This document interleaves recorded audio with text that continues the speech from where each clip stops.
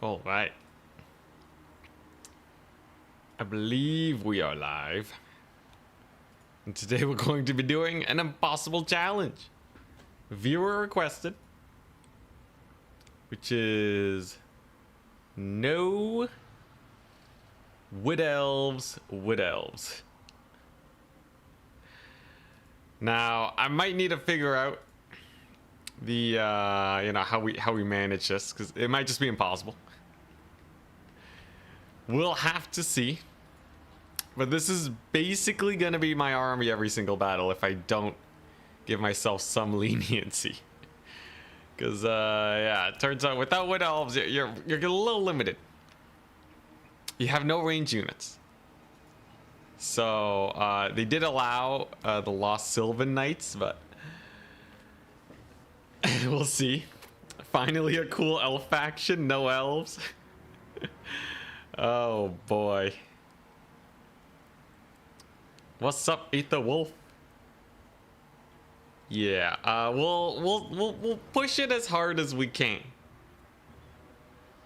Those are elves on reindeers. It's actually not that bad because they're dead. As the comment stated, the only good elf is a dead elf, so we are allowed to bring dead elves.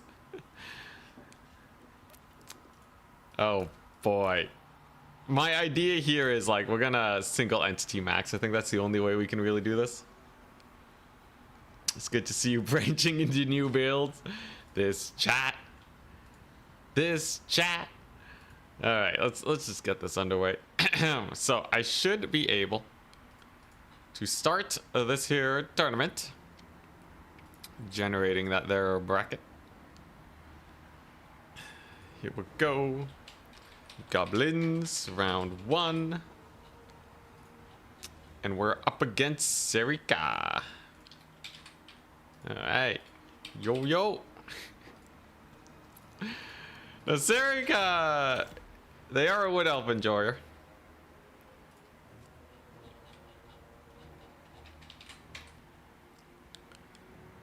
Oops. I think I declared my faction late again.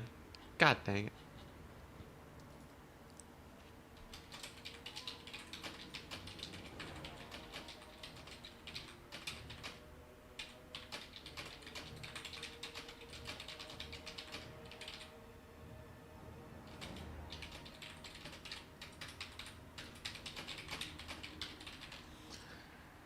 All right. Bro will really play anything but greenskins. Nobody wants to see greenskins, clearly. Everyone's been, it was actually mostly elf donations. I guess there's Norska, there's a bit of Corn, a bit of Zinch, a bit of Chaos Dwarves. Greenskins, though, kind of jank. Oh, what is this?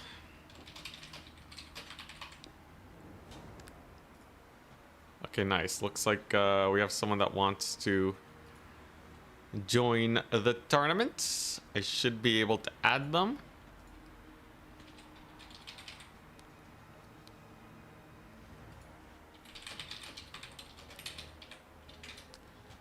Let's see if we can actually do this properly.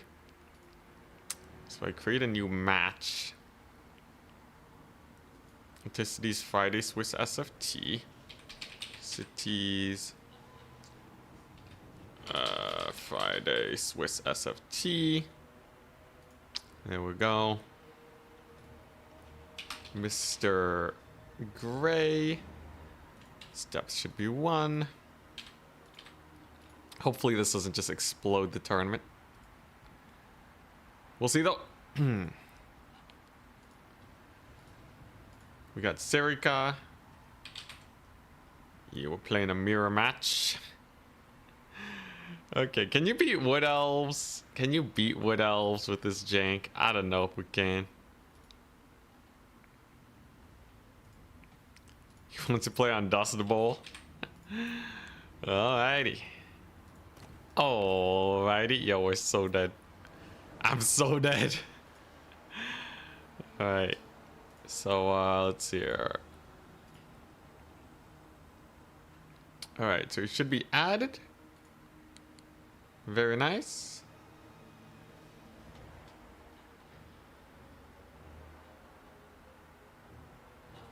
And everything's clear. No issues. All right. Should be able to get started. Oh boy. All right. Wood Elf Mirror. You beat Wood Elves with green skins? You can. So how do I not get shot to death here? Obviously, having the single entities is nice. Having the magic damage Zotes is nice. Don't know how well they'll do versus Wild Riders.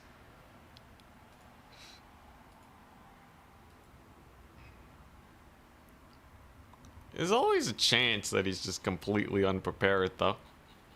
My good old opponent. Let's see. Is there a way I can feasibly catch, like, I don't know. There's some builds, I'm not gonna say it. There's some builds he could run. In fact, there's a few builds he could run that I think just delete us right off the get-go. I think they will literally just, they'll just annihilate us. Oh my gosh. Oh, we're so dead. Alright.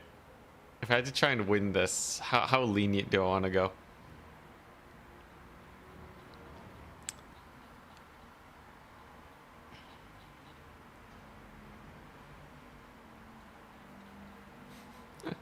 You're the most generous viewer talking to Meaty Dangler, giving up your VIP yesterday just to let it save face.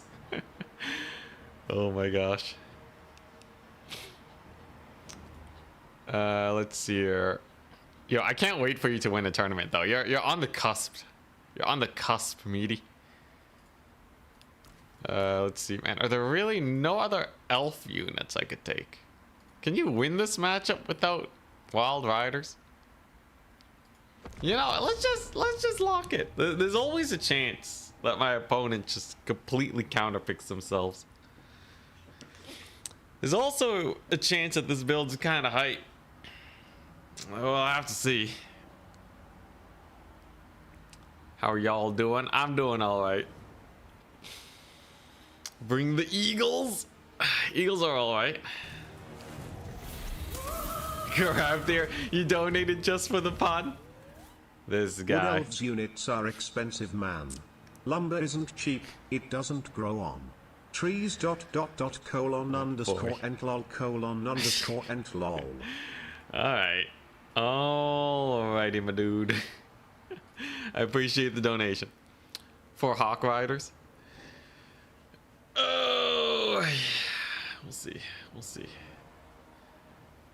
I tried out Tree Men before and they were real bad. Or I think Treekin. Dude, look at their legs. Treekin skip leg day. Those are some spindly legs they got there.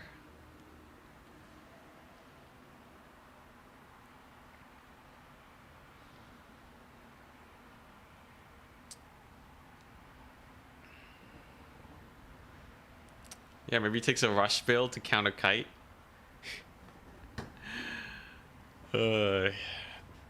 If he has a bunch of skirmishers, it's still probably not completely over. I have some shenanigans I can pull. Maybe my micro is just too good. We'll see. I am able to throw one game though. I can throw one game and then the rest have to be try hard. So I'm willing to give it a test in game number 1. As long as I win 3 matches, we're fine. That's a great thing about this new system. You only need 3 wins to have a shot at semis. All right. Let's see. So I'm really counting on him and not having too much ranged, or my single entities can run them over. That's the only way we win this. Because I did not hold back this game. We got to start it off strong. Or weak. Depending on how you feel about it.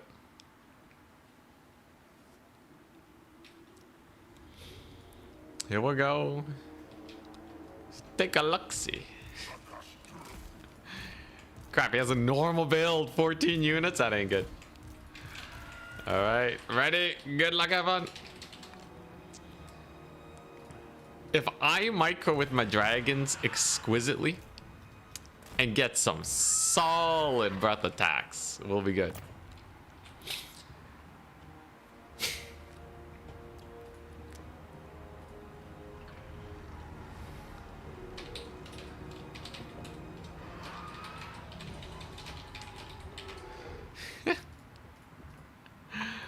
Right. The hope is that the Zotes can kill Wild Riders. If the Zotes can't kill Wild Riders, it's over. I think with Dragon support, they might be able to. With Flock of Doom support, they might be able to. It's a sketchy thing with the branch rates. I can't tell which one has which spells. One of them has healing, one of them has Melkoths. I'm just gonna have to high roll it. This build is a war crime. Well, I thought war crimes are supposed to be effective. My opponent says he's scared. It's a good sign. It's a good sign. You can't lose if you win all your matches. Good luck. I'm gonna need it. Ent only Entity stream. Okay, actually I don't have that many trees. Outside of the Firebark Elders, this is basically it. I think we're gonna summon in Zotes, and I'm gonna heal cap my dragons and Durthu. That's the only way I could feasibly see myself winning here. He has only 4 archers. Okay, 4, 1, 2, 3, 4, 5, 9, 10, 11. Okay, so he might have some skirmishers. In fact, he has to, right? It's this I can see the whole battlefield. This is not exactly, you know. Yeah, there they are. A couple shots come out. So he has some Deepwood Scouts. The armor piercing ain't that great though. It ain't that great. He does get a Melkoths on these guys at the beginning though. These guys don't have magic damage, however. So there's actually a very funny thing we can do. It's a very, very funny thing we can do. Because they don't have magic damage. So I can just YOLO. I can just YOLO! YOLO, here we go. Here we go. Give him the Fizz Res. Give him the heal. Beat him up. Alright. This is going to be a nice start for them Sylvan Knights.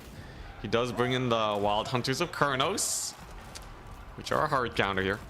He does have a dragon. If we can keep these boys back though, then maybe the dragons can kill the Wild Hunters of Kurnos. Ouch, that Melkoths. Ouch, ouch, ouch, brother. Alright, he killed them all. He killed them all with his elite cavalry. That's sad. That's very sad. Hey, the Zotes kind of got in there though. And the dragons are going to be routing them off. That's a good start. Hey, look at that. Cavalry for cavalry. So we kind of just traded there. That's actually not too bad. We're going to get a solid breath attack here. Of course, we have our dryads. Durthu's just a big old fat beat stick. Don't have to worry about him. You gotta remember, my opponent has a lot of ranged here, right? He has a rather large amount of ranged. So as long as we just pile driver in, I should be relatively, say relatively, in the clear. I just have to make sure these dragons don't die. So it'll be a pretty good heal. There we go. Dragons are backing it up. Gonna keep rushing them down, rushing down them dryads. That's another pretty good Flock of Doom. Very nice. Of course, we have many a breath attack. We can keep dodging his shots here. As our Zotes keep on pushing in. Let's get that breath attack going. Dryads are doing their bestest. It's gonna take a hot second. That is a fairly good breath attack, though. Very nice. That's a terror out. That's actually surprisingly good. And then over here, if I get yet another breath attack, we may be able to pummel in. Unfortunately, my Zotes rout. And that's going to be very sad. Couple Dryads do manage to get an engage on his Deepwood Scouts, however. Juther, of course, has some pretty cool abilities. Trading wise, Says is pretty terrible. You know, honestly, considering the circumstances, this is going better than I thought it would. We're still losing, though. Although technically both dragons are alive. And there's not that much I can actually counter Durthu here. So War Dancers? What a mad lad. Okay, so he has a couple of War Dancers. Thankfully, dragons are pretty spooky. Let's get another breath attack on that Glade Guard there. Here we go. And we just gotta peel back and then let the Zotes cook, I think. I might even be able to kill Drycha if I'm lucky. It's gonna take a little bit of effort. But all going well. She may die. I definitely need more Zotes, though. I can't afford to let these dragons die. They are, of course, my centerpiece. Here we go, more Zotes. We regroup. We let Durthu terror out him. And then we go from there. Because honestly, it's not going that bad. All things considered. We actually have a fairly decent route of his forces. We got a sick heal on our dragons. I'm triple capped. I guess I am triple capped, but a lot of his guys are routing. Of course, Durthu's just a god, right? Look at him go. He's having a great time. He might even be able to, actually, he only has one more Deepwood Scout left. That's kind of hilarious. I just gotta kill off his cavalry then, right? These dragons are gonna cook. I might even get a sick breath attack on his cavalry here. Come on, big money, big money. Oh, pretty good breath attack. Quarter HP damage. I'll take it. I'll take it. All right, so there we go. So we're going to pile driver in with our little Zodies. They do negate magic damage. So that's actually a pretty good start. And then I can get another Zote to regrowth this big dragon, which I most definitely need. Him being out of range units, though, is hilarious. Hilarious and powerful. As we continue to grind away with the Dearth. He does have a little missile ability he can chuck out too. Get some pretty good work in. There you go. As we get yet another big ol' flock of dooming on them. This will be pretty good heal. Nice. And then I almost have my super elite Zotes. He does route one dragon though. Unfortunate. The other one is far from gone though. And of course, I will have that regrowth here. So it should rally in theory. Oh crap, he's actually bringing the Wild Riders to run it off. What a guy. What a guy! What is this micro? Oh, it rallies. Holy crap, that's nice. Hey, what a chat. All right. So I just gotta capture these points then, and then we're good. Unfortunately, these Zotes kind of suck. Dude, why does Zotes have to be so bad? Come on, you darn Zotes. You're supposed to be better than this. I don't got no breath attacks left either. I can kill Drycha though. At the very least, I can kill Drycha. But I really need to capture points now. Really, really do. One of the dragons is on its way out. Come on, baby. Come on, you darn dragon. Let's pull it back. Zotes are in. They should be able to fight off these Wild Riders. Come on, you darn dragon. Dang it, it gets caught. It gets caught by the Wild Riders. I'm stuck with just Zotes. He has War Dancers. I think it's over, but this was actually surprisingly close. This was surprisingly close, all things considered. I think we actually had a pretty good dive on his army. Let's see here, but yeah, at this point, it's gonna be pretty difficult. We're down our dragons. The Wild Riders, of course, are just an absolute menace. And the Zotes, even though they do heal, they just don't really cook. Brutality. Oh boy. Any way we can come back? Nah. Alright. GG, well played. Oh boy, alright. Honestly, it was a decent shot. How did the Zotes do? I might need to replace the Zotes with cavalry. I might need to, or I just commit to the bit. I could just commit to the bit and see how well we can do. Yeah, losing the Sylvan Knights early on was a big misplay.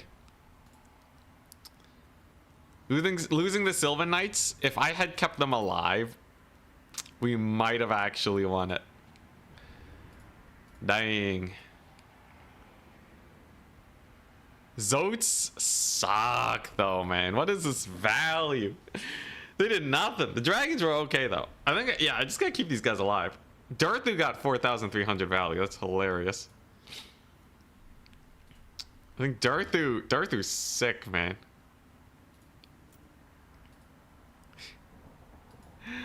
Commit to the bit, keep it stress-free.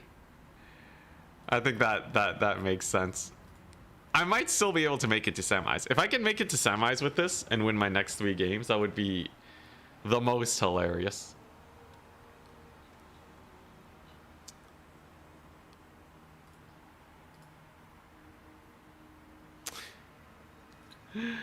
Oh man.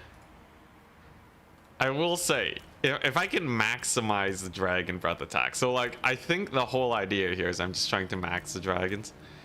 I don't actually think I need the Sylvan Knights or even the Zotes early on. I might even want to start with double branch rate.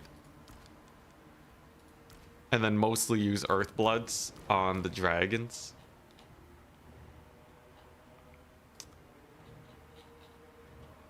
But then what supporting force do I want? A Dryad start is not the worst. A Dryad start is genuinely not the worst. Is there a way we can make these Dryads even more powerful? See, Zotes have... They have 8,000 HP. That's actually kind of modest. If you treat them like cavalry... Yeah, if you treat them like spellcasting cavalry, it's kind of like Sisters of Thorn, but tankier and slower. It's kind of like Cold One Knights in a way.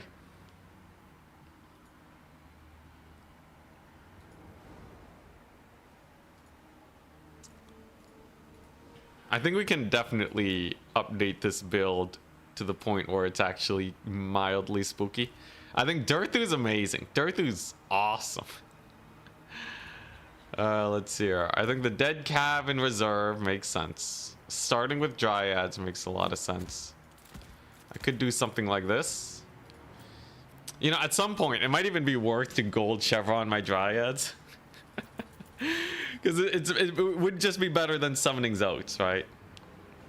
So, if you compare these Dryads to, like, a unit of Forsaken, what are we looking at here?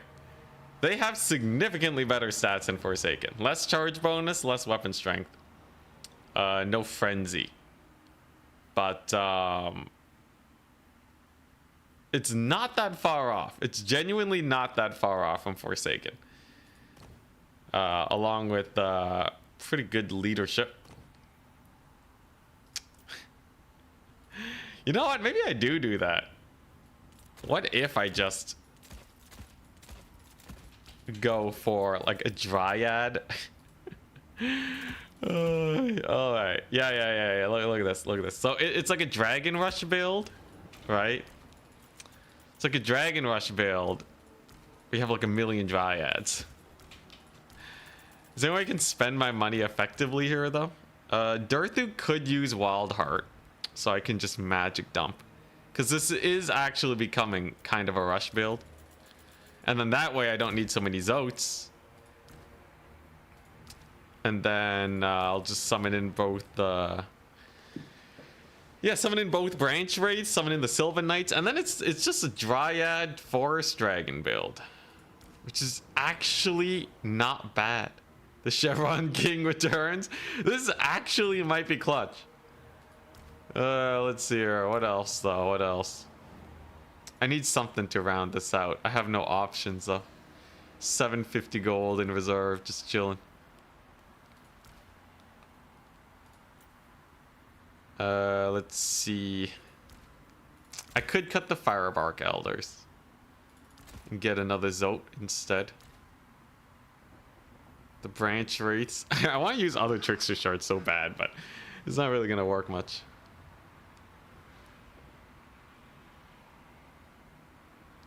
Convince my opponent to turn off unit caps with the extended roster. That's sweet, sweet extended roster.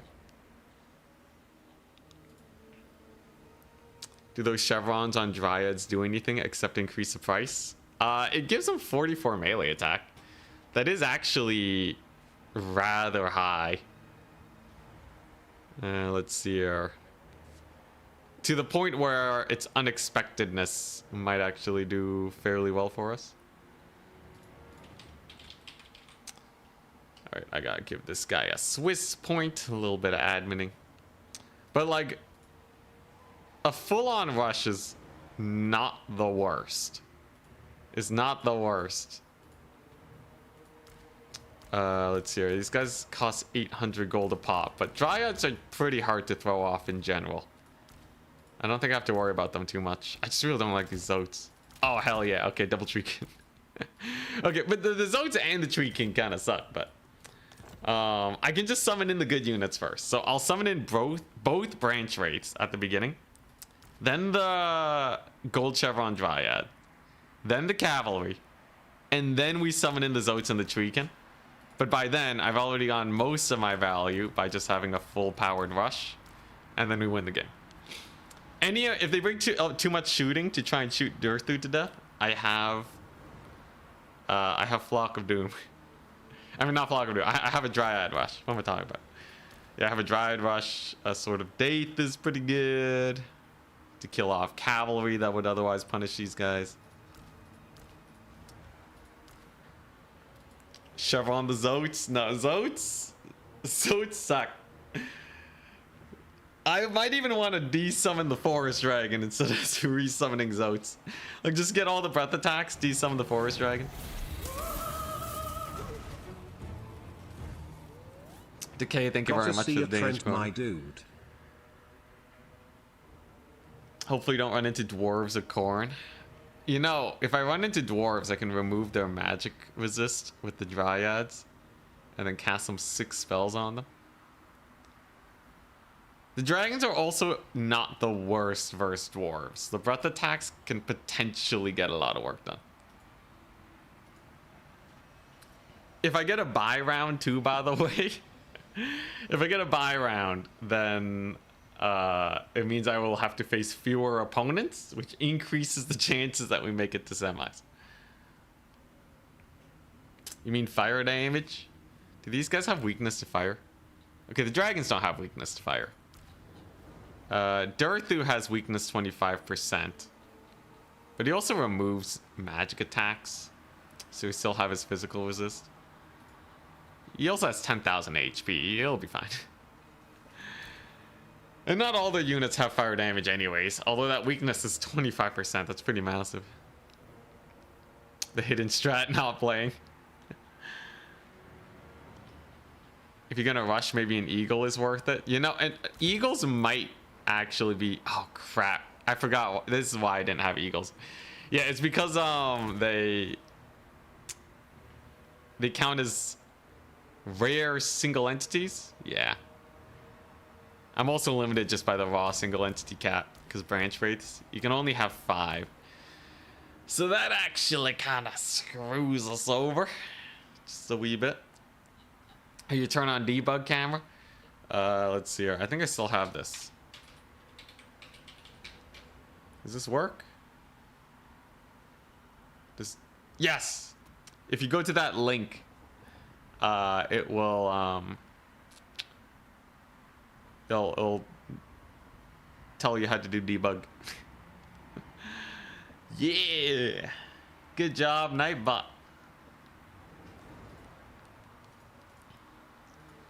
But yeah, I feel like this is actually playable. The AI spams eagles in campaign, so much for rarity. Well, they also spam thunder barges in campaign. I don't think campaign is a good measure for rarity. This is more like the tabletop rules. But yeah, I'm liking this. I'm liking my Chevron Dryads. If everything is just the rates of the Frozen Heart. It's gotta be good. It's gotta be good.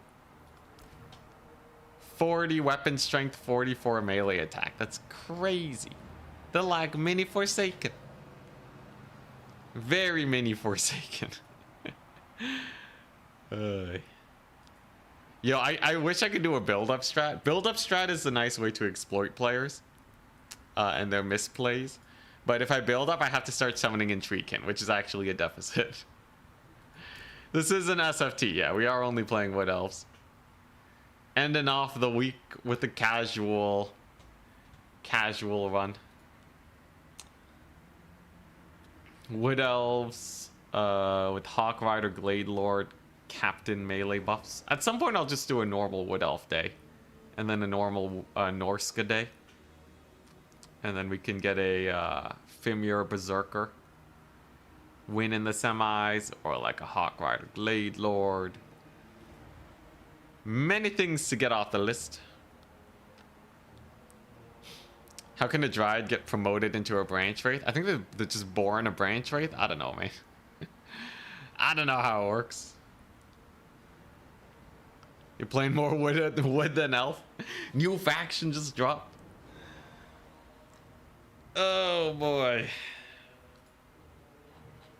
Technically the challenge asks for Drycha, but I think Dirthu is actually required.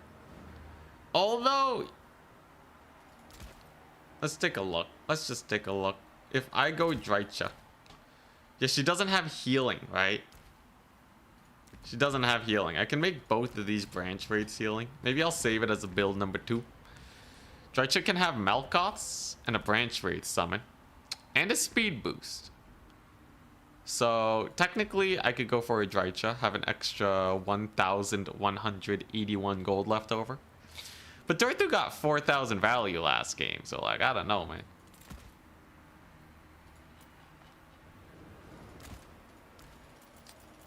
I wish I could change these into the, like, Averlorn or Wargrove of Woe Dryads. That'd be hype. 2,000... Oh, I can start with Drycha double branch rate. That's not the worst, actually. Yeah. Yeah. So I save a bit of money. Instead of Dirthu, I can have Drycha double branch rate. And... yeah, okay. I'll save this under build B. So I kind of have two variants, right? Either Drycha double branch wraith and we're heal spamming the dragons. Or we go for the Dirthu. Dirthu is sick, I'd stick with him. Is that a pun? Unintentional or intentional? Your roommate mains corn while you main wood elves, it gets annoying. You know, wood elves like dumpsters corn though. At the highest level. So if you really practice the wood elves, you can make his life hell, man. Because Corn sucks against Kite. They're garbage against Kite. You just have to have good cav micro and kite him with Starfire Shafts.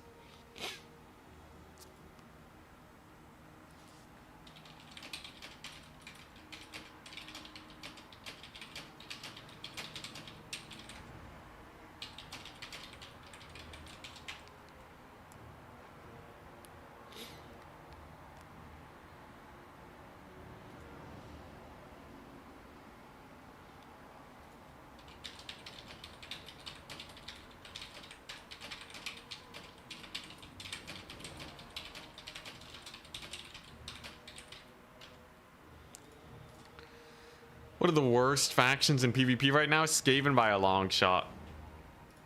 Skaven by an extraordinarily long shot. Oh, hey. Advance the Swiss. I believe their lowest win rate, and they have some extraordinarily bad matchups. Like, we're talking a 90% loss rate. At Goblins. At Goblins. Round 2. If we take a look at Skaven, they're at a 40% average. And they have a 0% win rate against Beastmen, Chaos Demons, Tomb Kings, Vampire Counts. 8% against Nurgle. 17 against Greenskins. 25 against High Elves, Bretonia, and Ogres. 30% range against Kislev, Lizardmen, Norska, Wood Elves, and my bad, Norska and Wood Elves. Though technically a 100% win rate versus Slanesh. Tourney, run Kagath, Unky Funky, and go in starting army, Plaza. Just one girthy list, if it's against non-mega counter. Alright, I'm down. I'll add it to the list. It'll take a while for me to find a matchup where it'll actually work, though. Kugath. Funky. And Uncle Funkle might get buffed again, you know? And Great Unclean One. It would actually not be that bad against Vampire Counts either. You could totally pull that off against Vampire Counts. To the list! I'll see if I can make it work. Alright, so I am up against Dazoni. Dazoni. Yo yo.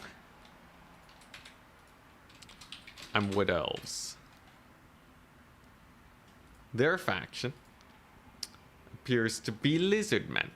Okay, that's actually not too bad. I can handle some Lizardman action. Let's see here. The Big H. Let's do this. So he's a Lizardman. And I could play an Itza. I'll ban Cave. Skajaldnir's. Actually, no. I'll ban Lair. Actually, no. I'll ban Cave. So it's either Itza or Ragnarok Lair. Both very melee-centric maps, right? I think that's the big thing that's going to win it for us. Ain't got nothing on Treebeard. Just joined one of the shenanigans today. As you can see by my screen blocker. And the one loss, you might be able to guess. I'm gonna try hard my way into semis though. I think the gold chevron dryad tech is actually insanely good. Just get your best unit and gold chevron them. That's how you win these challenges.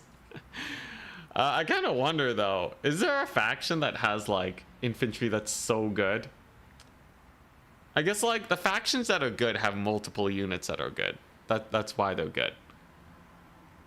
There's no faction that just has one unit that hard carries so much that you want a gold chevron them, right? Like, I doubt a Wild Rider gold chevron is any better than a normal Wild Rider. Not really. In fact, it almost exclusively has to be infantry. Is there any situation where you can get your money back? Maybe Warriors of Chaos, if you don't want Marauders, but Marauders are not the worst.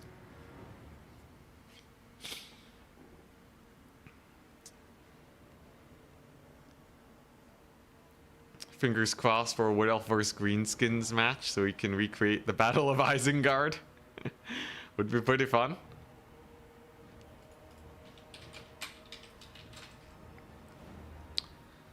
Alright, what is my opponent going for?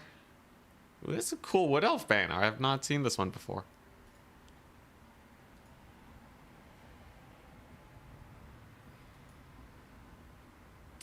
It's crazy that Slanesh, Hellstrider, Seekers, and Pavane got nerfed and their win rate fell off a cliff. It was somewhat carrying the faction. You know, I think Slanesh is actually not that... Wait, you say it fell off a cliff, bro. Slanesh went from a 65% win rate to a 54%. They're still the third best faction in the game by win percentage.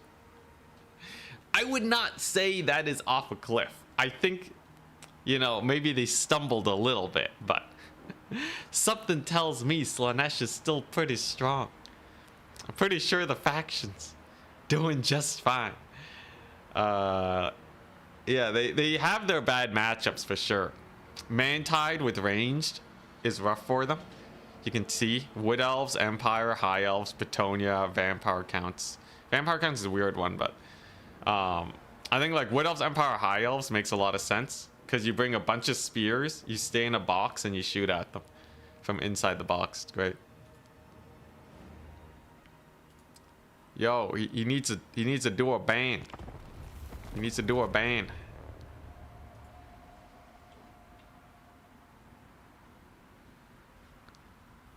He's readying up. He was just paying attention way too much to the armor building.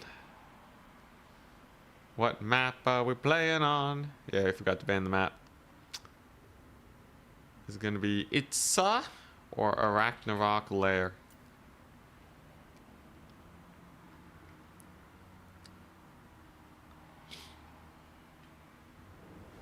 He bans Itza. Let's do it. If I play this one exceptionally well, we may win. That last game was a pretty good range unit backline dive. This one, I'll have to really analyze the situation. Micro really well with my Sylvan Knights. I lost my Sylvan Knights last game. I did trade into his Wild Rider ROR though, so it wasn't actually that bad. But a 300 gold loss is not what I gotta do to win these matches. Saruman is 100% Chaos Dwarves. Big, tall tower. Compensating for something. Dang, that's rough. Alright, here we go. Yo, did you guys see Danican playing Slanesh in Terran's tournament the other day? Slanesh lives! I think Slanesh is still a very good counterpick faction. I think they dumpster about every single melee faction in the game. Like Slanesh vs. Khorne is great. Against some of the non-spear based infantry factions like Chaos Dwarves, they should be able to run them over.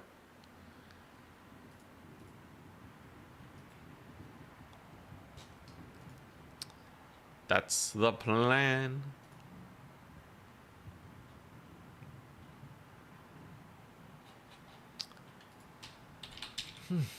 So I'm just doing some planning for the weekend. I'm seeing family. It's gonna be hype.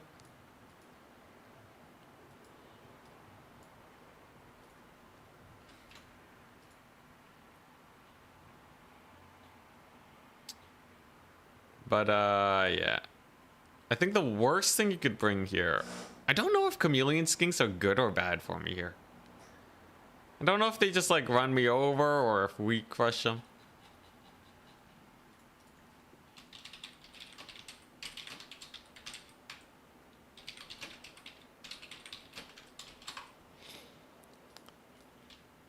Big loading time. Cathay needs a good DLC with some good DPS units. Honestly, I think we just need more multiplayer updates. Alright, now I did bring the big dearth again. Ready, good luck, have fun. So this almost looks like a normal build now that I've cut the Zotes out of the business. The idea is I want to get the Dryads and the Branch Wraith in first, and then the Sylvan Knights. We're mostly, what we're trying to do here, we're mostly trying to just have a big fat rush with some good dragon micro, single entity play. It should take me pretty far. Salamander packs are scary. Yeah, not against the dragons. They shouldn't do that much versus Dryads either. Do they do magic damage though? If they do, then maybe. But the physical resist otherwise will... Like, physical resist and armor will help out. Even if the fire damage negates the physical resist. Still have 60 armor. Decent HP pool. How many games have I played so far? It says right below. Over here. Over there. But, yeah, only one. So I'm going to capture the flank points. Consolidate in the middle, and then push. Breath attacks are very important here. Very, very important. Summoning in this order. I gotta not get baited into summoning Zotes. The Zotes, I am reminded again and again that Zotes are terrible.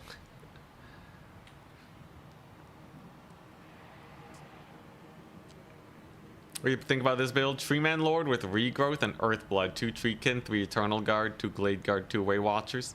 I'd cut the Treekin and the Treeman Lord with Regrowth. You don't really have anything to Regrowth.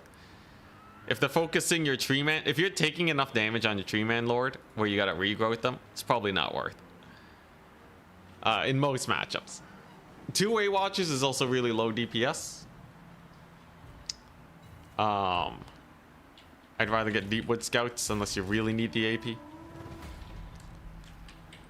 But alright, let's see. Burning Head. Saurus. Some Red Cresteds. Nothing too crazy. Ancient Salamander, though. That's where the spice is. So, Ancient Salamander. What's the best way to deal with them? Probably get some dragons on top of his face, right? I could also bring in these Branch Wraiths to get some workings on them too. Should be a pretty easy initial capture. He's gonna skirmish me at the beginning. There's realistically not a lot we can actually do about that. I think we just kind of have to eat it. Doesn't have skirmish mode on though, so they're not going to be moving around too much. Should be at least a half decent breath attack. Killing off entities means fewer shots coming my way, which we very much appreciate. And then the big Dirthinator can just give him a big fat rush. Now, I actually really feel like I need the Sylvan Knights here to do well. Feel like we really need the Sylvan Knights. The breath attacks, though, will be glorious, as he's already begun to blob up on me. Darthu gets a pretty good cast over there, and you can see that massive damage. It's gonna be hurting him quite a bit. Should even be able to get some terror outs even. Mayhaps. So honestly, not the worst start. Not the worst start. Darthu's a beast. We're gonna get another big Flock of Doom. Shock damage is absolutely the way you want to go, as we are now beginning to hunt down his lord. As my dragons are now not so occupied. He does get a pretty nasty burning head though. But overall, it's not the end of the world. Darthu's still looking pretty fine. And overall damage is not too bad. Dryads hold very well with their chevrons. And value is actually going our way. All right. You know what? I'll take that. I'll take it. Now, he does have some double Cold One Spear Rider summon. We don't have a Sword of Death or a Flock of Doom. The dragons will probably want to disengage from that. I'd much rather get a fat counter charge than be charged. We're mostly playing for value here. So let's see what we can do. This will be a pretty good Flock of Doom. Maximize that value by hitting some of his infantry too while we're at it. Should be able to get that sweet, sweet breath attack action. And if all goes well, that shock damage will get him very, very close to routing. And indeed, that's a mass rout. Let's go. That's a really nice breath attack, and if I do say so myself. Then we bring in some Dryads. In the meantime, Darthu's still doing great. Dragons are fine. We're playing fairly HP safe with them because I don't have my my Zotes in yet. Zotes are for the late game, for when they really need heals, but we're not just gonna throw HP away on them. And as you can see, the Dryads with the chevrons, they don't rout. The Dryads simply do not rout. So they actually held up very well over here. There goes his Ancient Salamander. Very nice. People unprepared for the might of this weird Wood Elf build. Don't really need to cast another Flock of Doom. This Dryad over here is doing great.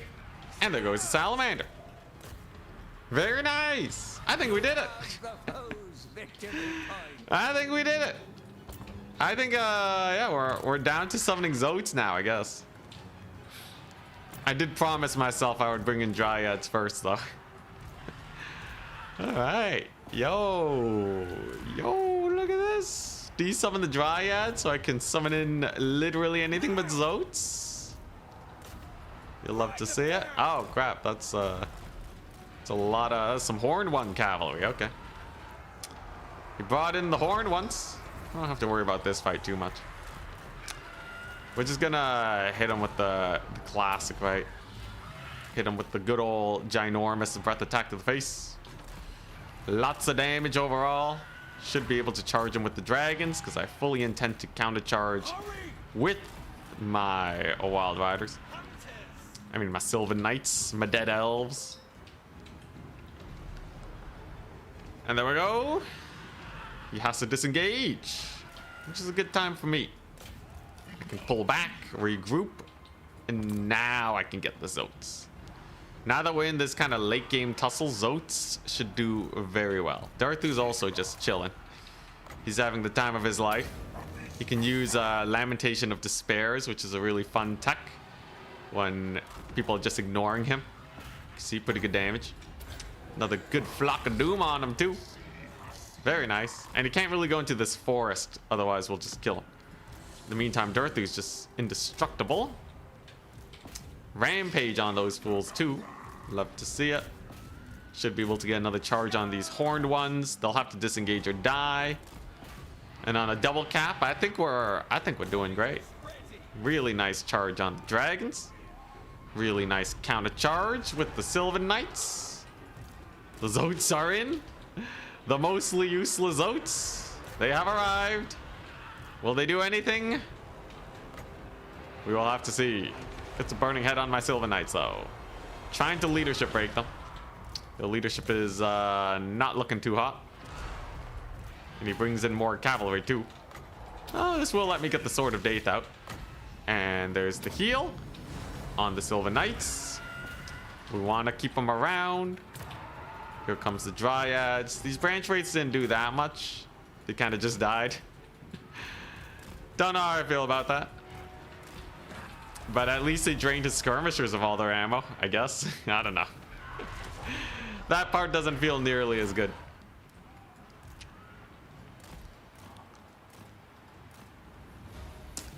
You have a murder of magical crows at your command.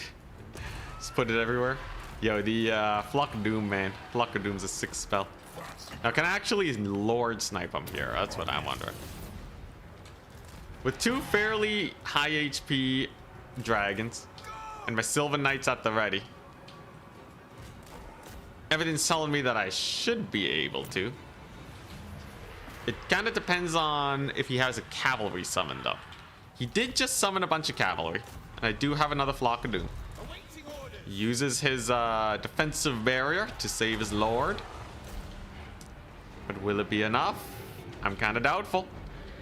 He summons in yet another Cold One rider, but his lord's certainly looking very rough.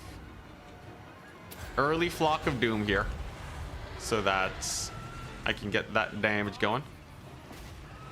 And then what we're going to do here is we're gonna give him a little bit of a bait and switch. Look at this. Physical resist. These Sylvan Knights now have 115% physical resist. So even though he's trying to kill them with his Cold One riders, joke's on him. The Sylvan Knights don't take any damage. And they grind for much longer than you'd expect. That is how you maximize value. And they get routed off for the price of 10% of the HP off my Sylvan Knights. You'll love to see it. Looking pretty good so far. And then I can just bring in another Zote. And then I think we have this game done. Would you look at that? A victory. Bit of a silly victory. I had to pull out all the stops to make it work. But a victory is a victory. These gold chevron dryads are killing it. Okay, maybe not. Maybe not that hard. They're doing something. There's another big flock doom. Who got the most value? 1900? Was it the dragons? Okay, yeah, it was a dragon hard carry this game. Dragon hard carry, maybe the Sylvan Knights too, if you count them. Yeah, Sylvan Knights also did really good. Dryads did not do that great. But hey, I'll take it. The insane strategy, it works. 1-1. The Dryads, one of them paid for themselves. The others did okay. See what played. It's good salamander catch. Sylvan Knights did really good. I think the micro overall was pretty solid. And the physical resist on the Sylvan Knights is hilarious.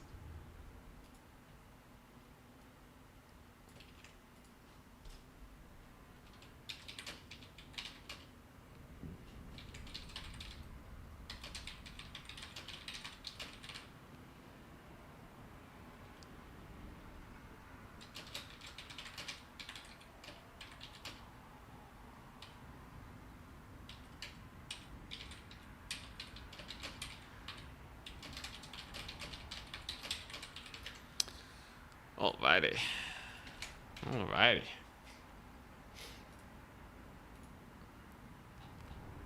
Looking good. Sorry, just managing a little bit. How's the tournament progressing? Fairly quickly. That's good to see. So that was Wood Elves versus Lizardmen. It's gonna get harder from here though. Losing round 1 means that it starts off pretty chill. Things will get spicy real fast. So next up is the Big H. I gotta give him a Swiss point. And then we're good.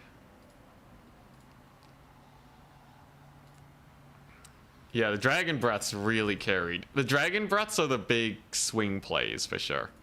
Without them, there's not a lot you can actually do, right?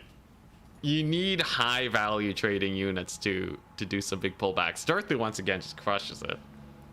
I'm kind of surprised at how insane Darthu is in these builds. He just, I don't know what it is. I don't really know what it is about Darthu, but he just keeps killing everything. He has yet to not pay for himself. I guess he just doesn't have a lot of battlefield presence, but when you can consolidate most of the fight in one area, it kind of works. I don't know. 35 speed, he's real slow. But I guess Darthu kind of slaps.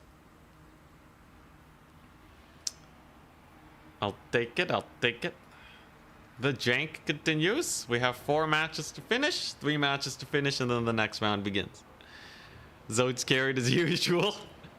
Yes, the good old Zotes. Do I even need these branch wraiths with Earthblood? I might take one of them without Earthblood. I don't need 2 Earthblood casters. Leave a little bit of gold unspent. That's totally fine. Maybe I just keep running Darthu. The silver or the gold chevron dryads are not bad.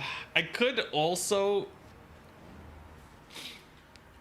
So one really weird trick is if you leave one chevron off, they will level up as they fight, and then they are able to earn the chevron back. But I think that's a little too silly. Let's just leave them at gold, as if that is not less silly. Or as if that is less silly, which it isn't. What are we doing? Yeah, I guess there's not that much to play around with. It really is just a micro fest. Just get some solid breath attacks. If they have range units that shoot at the dryads, I can breath attack while we go in for the rush, and the dragons can get a lot of work in. This really is just Anticity maximizes his value on Dragon Stream.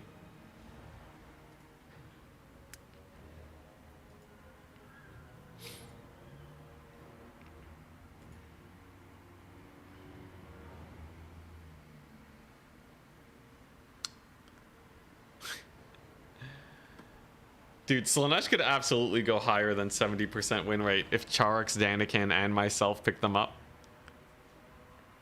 Slaanesh is kind of bonkers, man.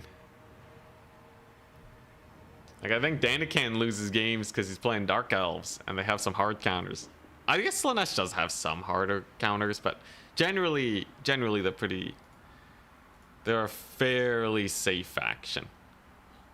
I think they only have a handful of really bad matchups, but not like 30% bad. We'll see. We'll see how it plays out.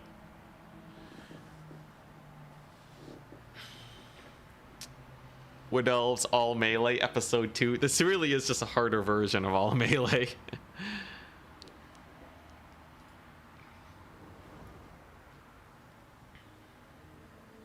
Gyres were effective tar pits. They are really good for setting up the breath attacks. It's true. It's true. How good are Beastmen nowadays? Rarely see them picked. Beastmen are 48% win rate. Nothing crazy in either direction. They only have 130 games played. They really suck versus Slanesh and Vampire counts though. 0% win rate. Seems like they lose to a lot of the other melee factions. They lose to Khorne, Greenskins. I think Beastmen are a little too vulnerable to single entity Death Stars.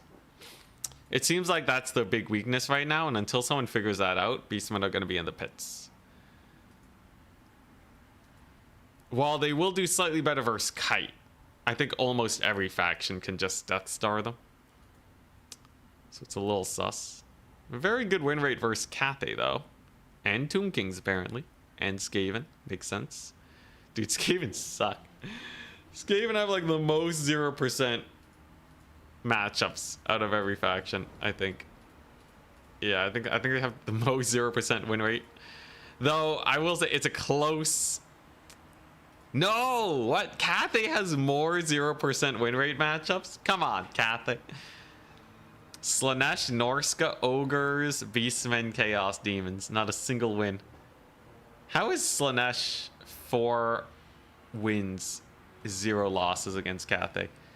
I thought Cathay had their sick balloon build. This feels like a ripoff. Hey, what's up? Alan. Alan 1.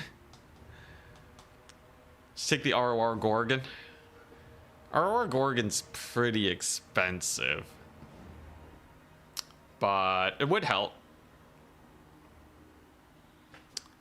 Really risky though, because it's not that great into infantry.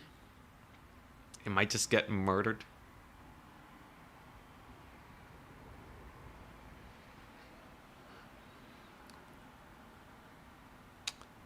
Oh, it's all in one. Oh. Read and comprehension. Alright. It's okay, we got there eventually.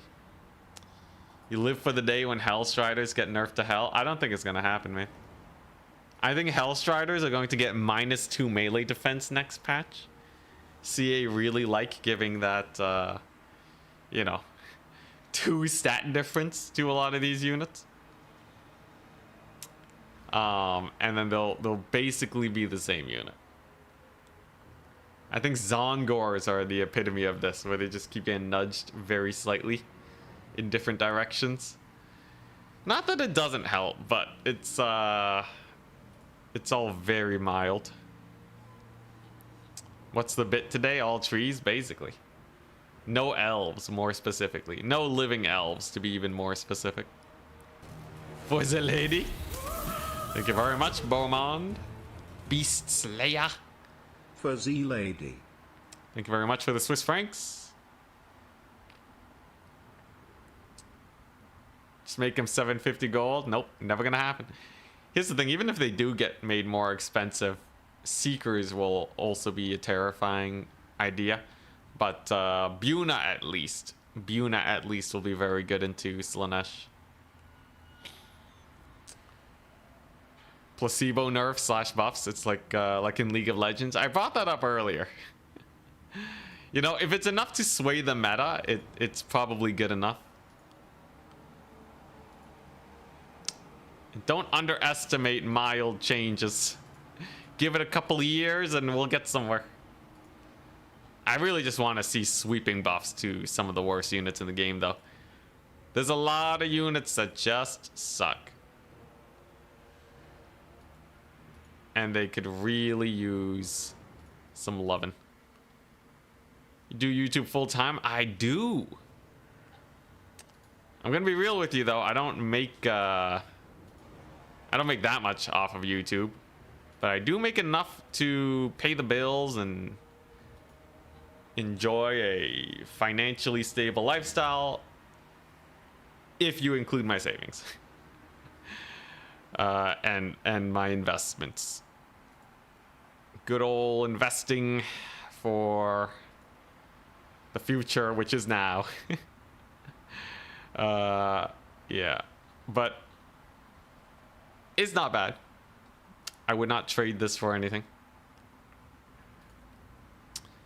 Want to see Hydra get OP? Dude, OP Hydra, OP Charybdis. What did you do before YouTube? I did software development. I was a programmer. Had a pretty good salary. Worked for a few years, lived at home, saved like $2,000 a month because I was living at home. Even including me helping pay my parents for like utility stuff and food and all that. I really just didn't spend any money. So I was pretty well set. And that's the only reason I can safely do YouTube right now. For anyone thinking about doing this, do not jump into YouTube unless you are very financially secure. Worst unit in the game? Might be the Bloated Corpse, but I think that might even be something worse. Bloated Corpse is pretty down in the dumps, though. I think Bloated Corpse is pretty actively bad. Maybe it's a Skaven Weapon Team? I don't know. The thing about the worst unit is you don't really see it very often. Maybe Red Olgor? At least Red Olgor saw it play a little bit. Carrion? No, not Scarian. Carrion. Scarian. There's gotta be something worse. What's worse than the bloat? There's gotta be something worse than the bloat.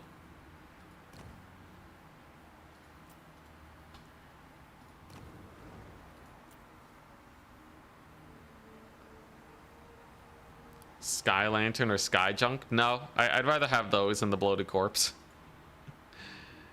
The Bloated Corpse only works if your opponent does not see them. Like if your opponent makes a massive misplay. I think the worst unit in the game award goes to might be the Soul Grinder of Corn. This one's pretty bad. It's a big fat waste of money. But it's still a single entity. Would I rather have 5 Bloated Corpses or a Soul Grinder of Corn? I think I would rather have a Soul Grinder of Corn than 5 Bloated Corpses. Which means Bloated Corpses are still worse. Now, would I rather have a War Shrine of Corn? Oh, now we're talking. All right, I think this is where it's at. Would I rather have a War Shrine of Corn or 5 Bloated Corpses? Ooh. Ooh, that's a close one. That's a really close one. Let's see. Ooh, advancing the Swiss. Goblins. Round 3. We're up against Martin. This is where we die. Yo. What else? I don't know. What would you guys rather have? The War Shrine does... I could see the War Shrine against vampire counts where it at least builds up the damage resist. He's Warriors of Chaos, hell yeah. Oh man, I don't know, man. Bloat's very janky.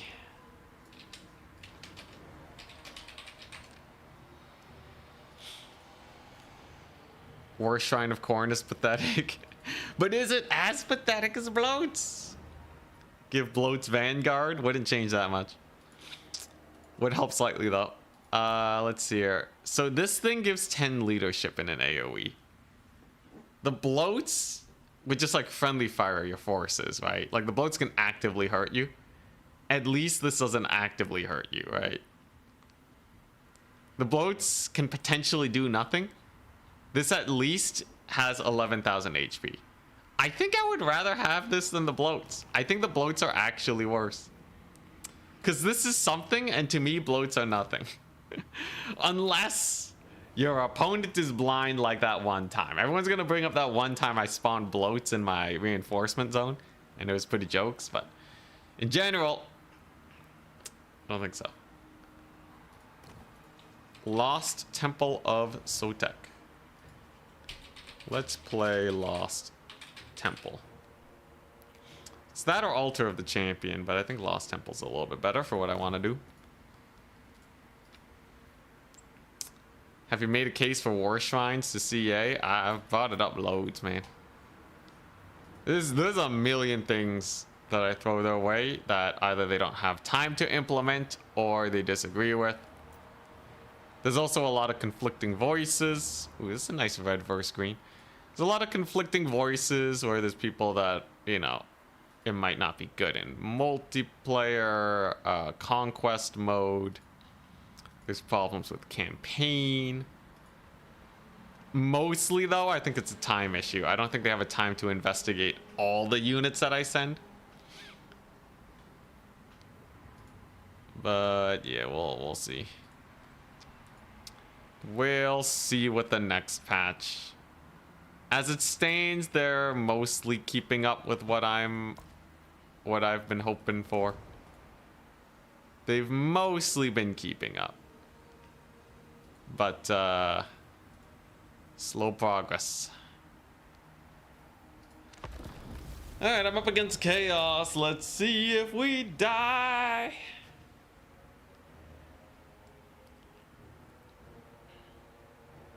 Maverick Sloth loves the core and soul grinder. I disagree heavily with Maverick Sloth then. I disagree extraordinarily, unless it got buffed recently and I didn't see. I tested out the core and soul grinder. I think it's just way better units. It's 1700. There's so many other units that do so much better. Maybe there's some forbidden tech though. I'm no corn main. It might be better than I give it credit for. I'll give you that. I still don't think it's good though. Otherwise we would see it way more often. Flying bloats. Bloats with 90 speed would be it, I think. I think make bloats carried by fellbats. Make it more expensive. And then you have a real unit. So Warriors of Chaos. They have 11 units. I have a dirt to build. We got the big dirt. Ready, good luck, have fun. So the idea is simple. Hope that he misprepared his build against a full melee rush. The end. Fun fact. If you have two casters, you can't choose between them. That's kind of janky. Do I want to branch rate with my dryads early on? Does it do anything? I don't know if it does anything.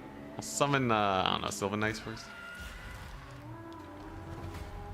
Nice. Warhounds with poison.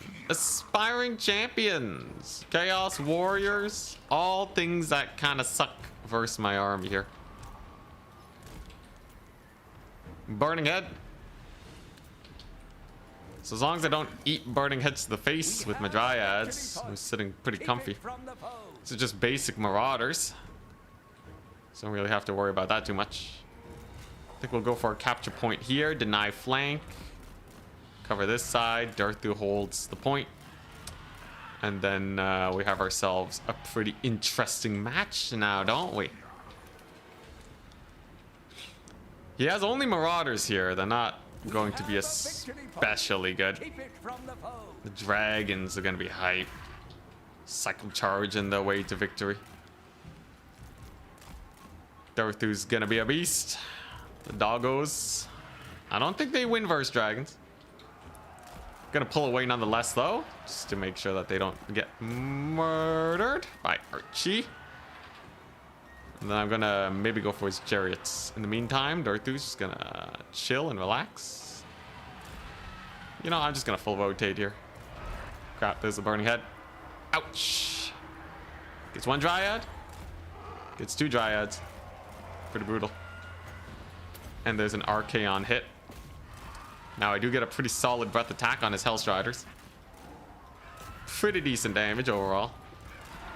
Then of course is the Dearth. And here are the Hellstriders. Now can I stop them from ruining my poor dragon here? God dang, this dragon's dying. Dragon's getting bullied. Pretty good attack animation. Keep running, baby.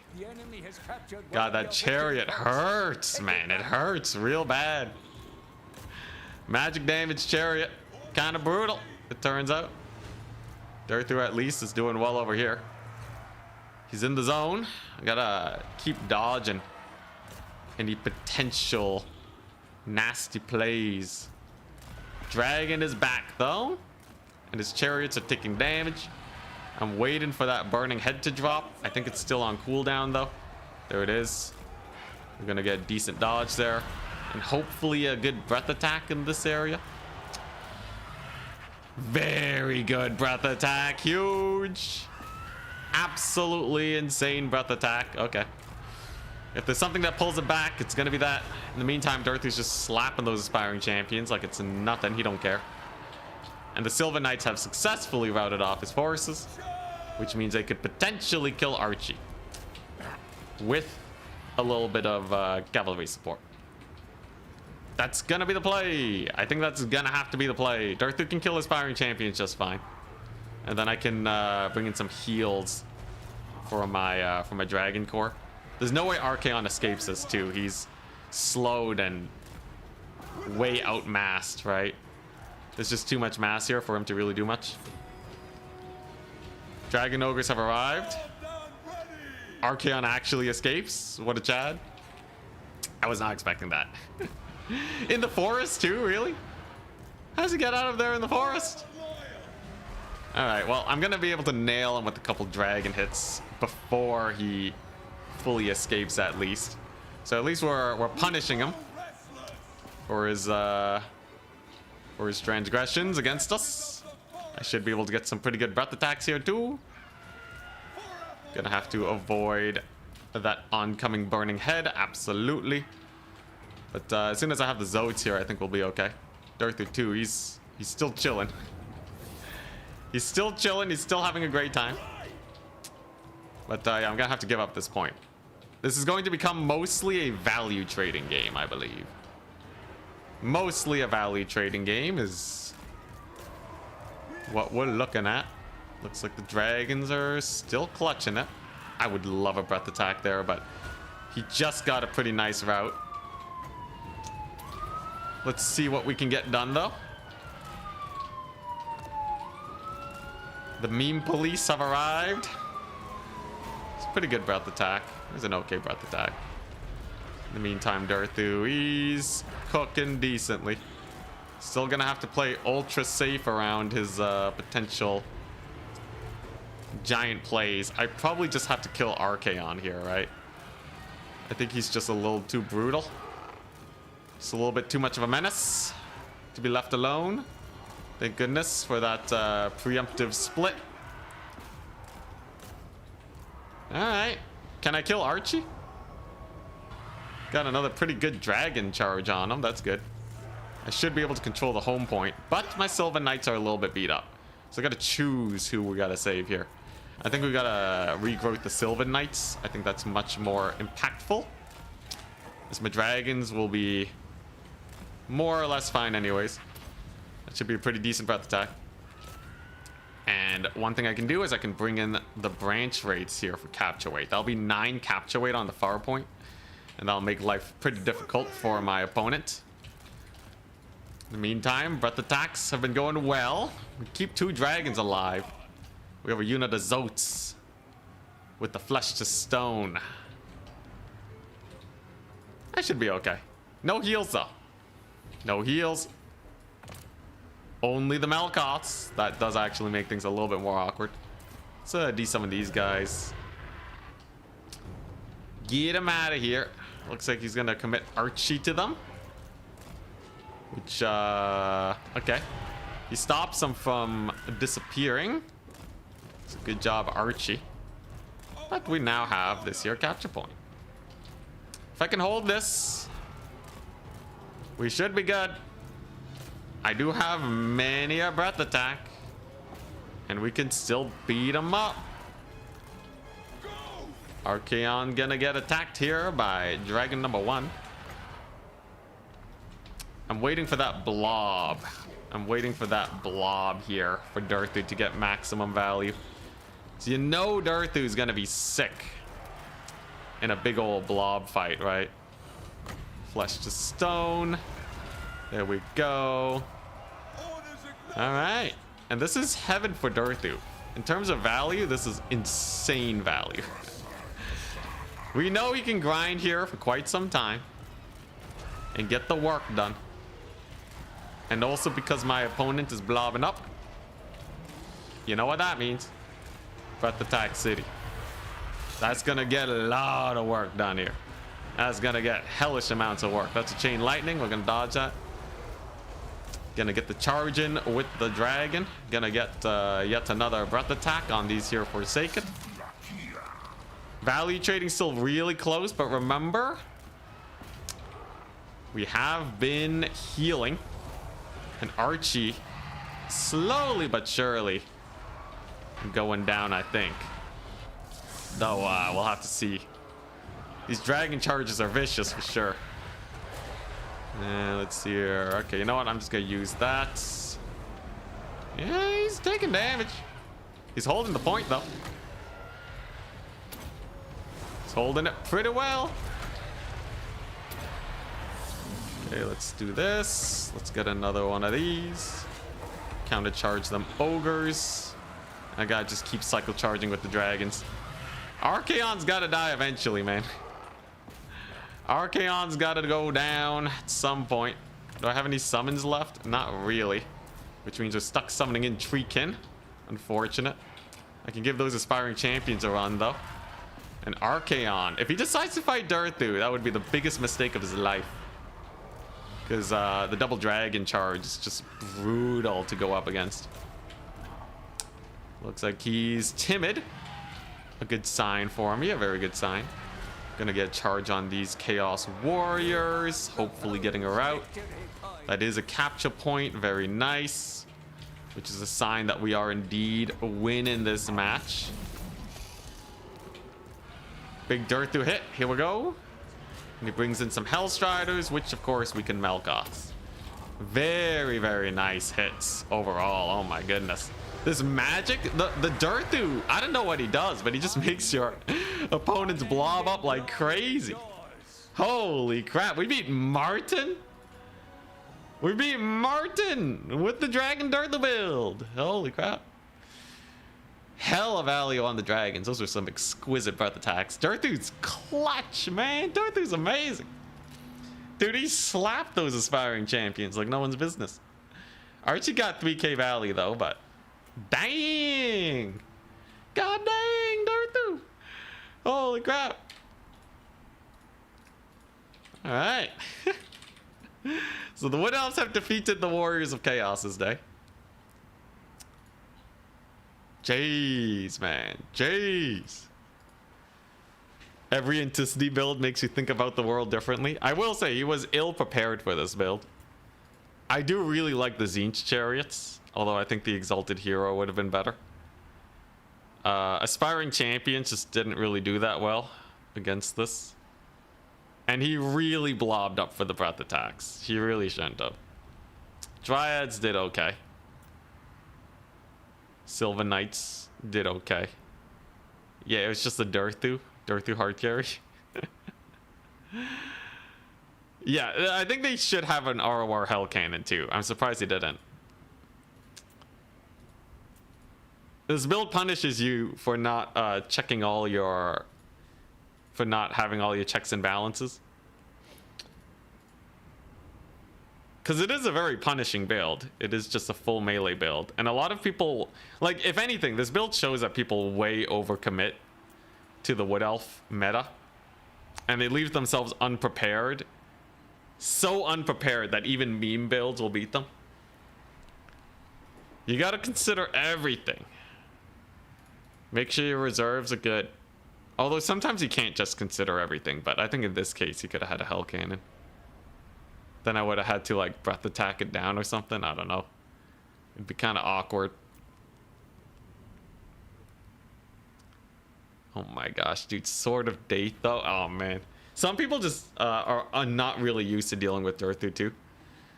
I think that's kind of what happened, where I got way more value from Sword of Date than I should have. Way more value than I should have. Oh my gosh. Are we actually gonna win? If I make it to semifinals with this build, that would be disgusting. Very few people could pull off builds like this. I guess that's true, right?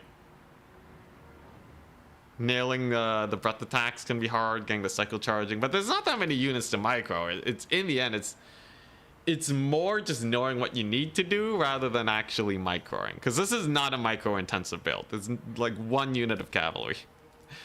The knowledge base, though, and like getting the breath attacks, dodging those burning heads, maximizing value on Flock of Doom and Sword of Date instead of just spamming them out.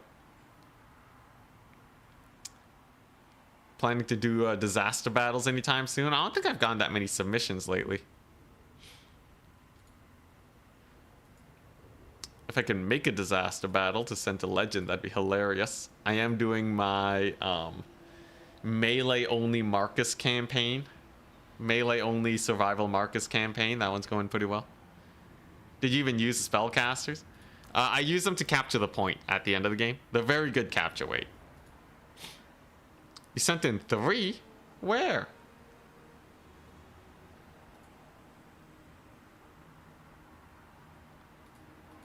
Which channel?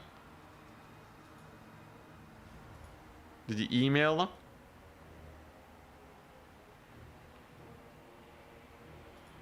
Ah, email. Oh, okay, I see. I see. Let's see here. Did I get them?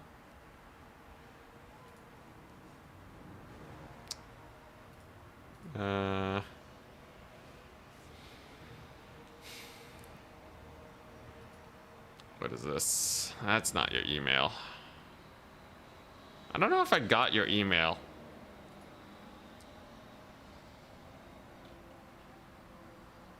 I sure hope I put in the correct email. But, yeah, I don't see it.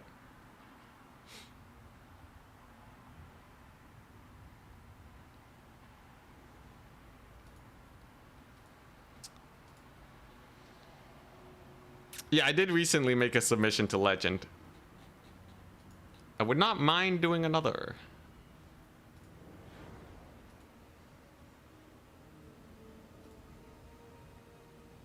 You'll resend? Sounds good. It should be, what's it? It should be Anticity Warhammer, like anticitywh@gmail.com.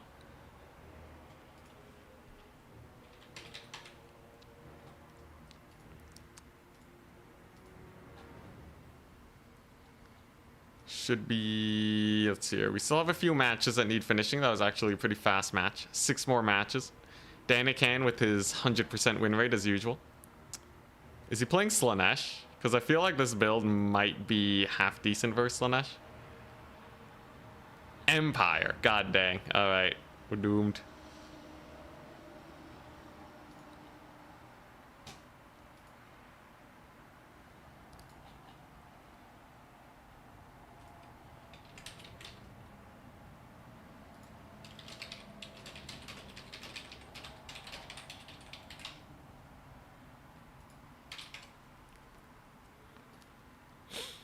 Ooh.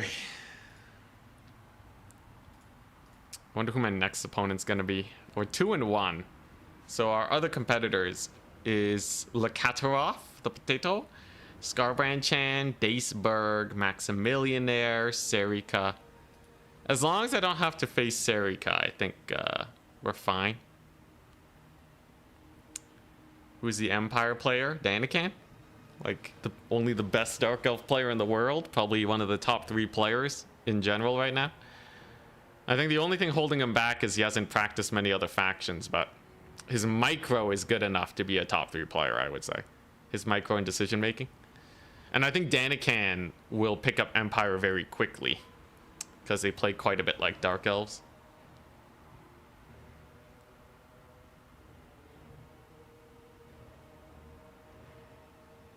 Oh, did I say next was Empire? I might have just misspoke, I don't know.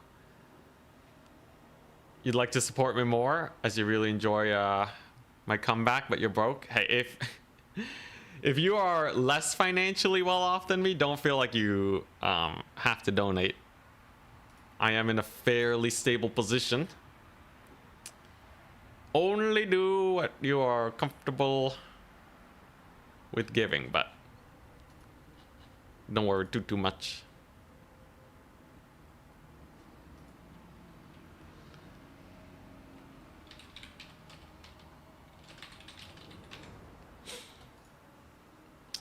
All right, Dizoni. Dizoni should have 1 point.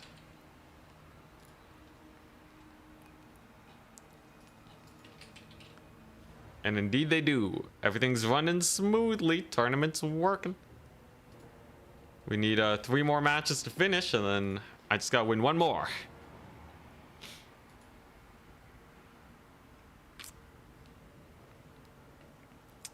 Noble Naldor, you mad lad.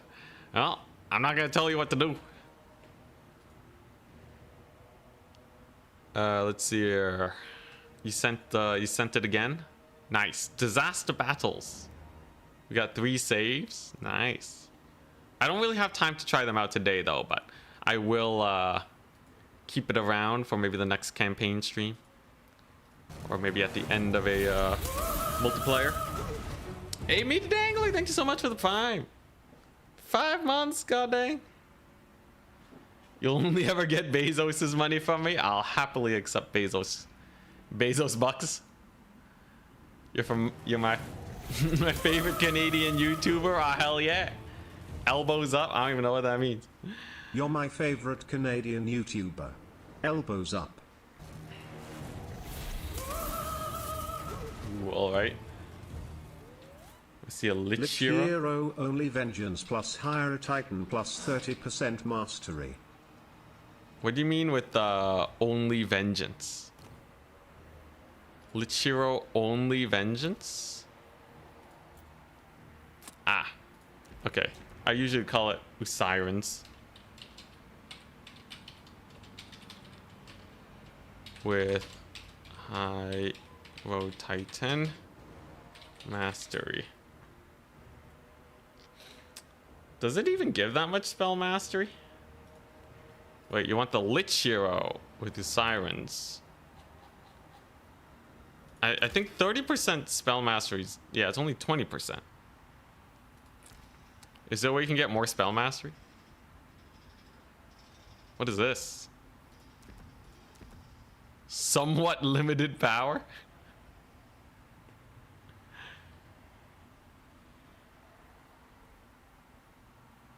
What the crap is this?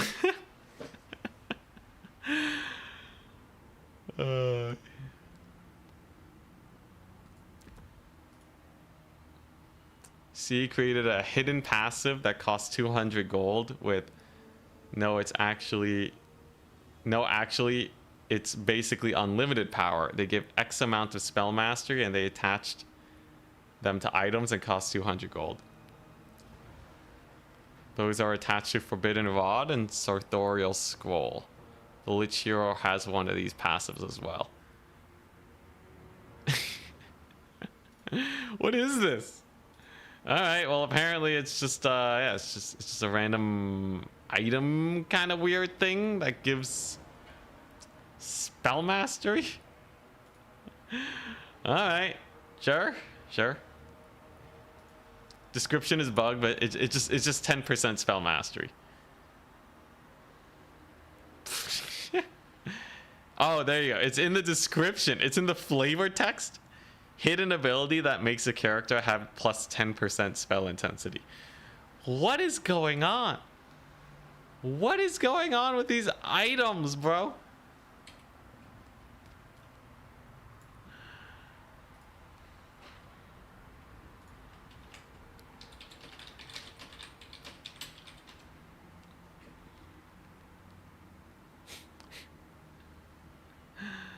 All right. Sure.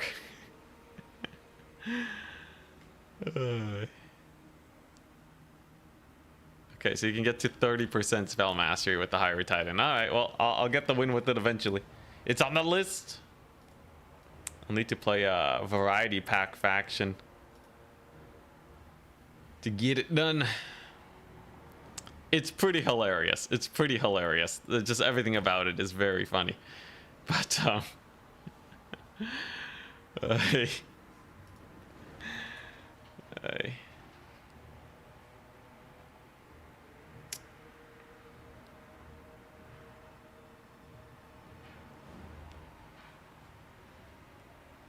What's the best way to support me? The most efficient way to support me is Patreon. They take the least percentage cut out of donations. The best way to support me without finances is to like my videos, apparently. If the YouTube algorithm testing is to be believed. I think if you like and comment every single video that I post and watch immediately on the day that I post it, I think those would help the metrics the most for spreading it to other people. If you want to support me financially without donating money, you can use my Fanatical link. And then I get like some low double-digit percentage of the cut for sales, and you might be able to buy the games or DLCs for like $1 or $2 cheaper than on like a Steam sale.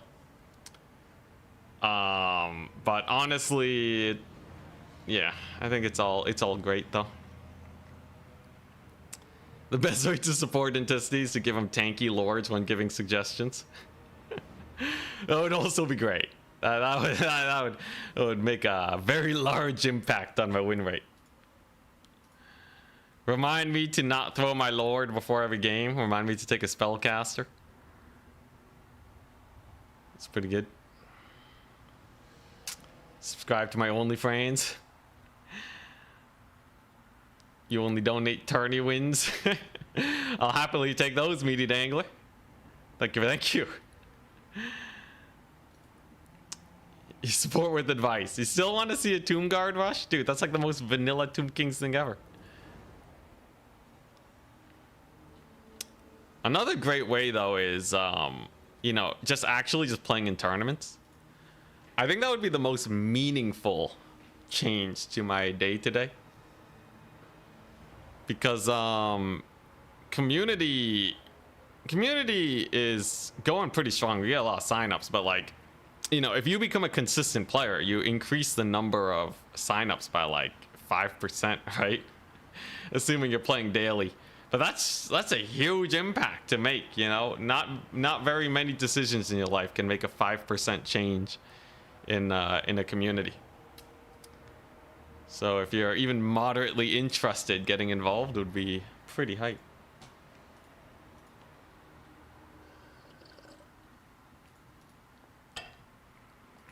Here we go. The next round is upon us. Round 4. We gotta win this. Katarov, Scarbranchan, and Daniken have 3 wins, so they're in the safety zone. It's gonna be Rowdy, Daceberg, Helidin, Maximilianaire, Serika, and myself fighting out for our position.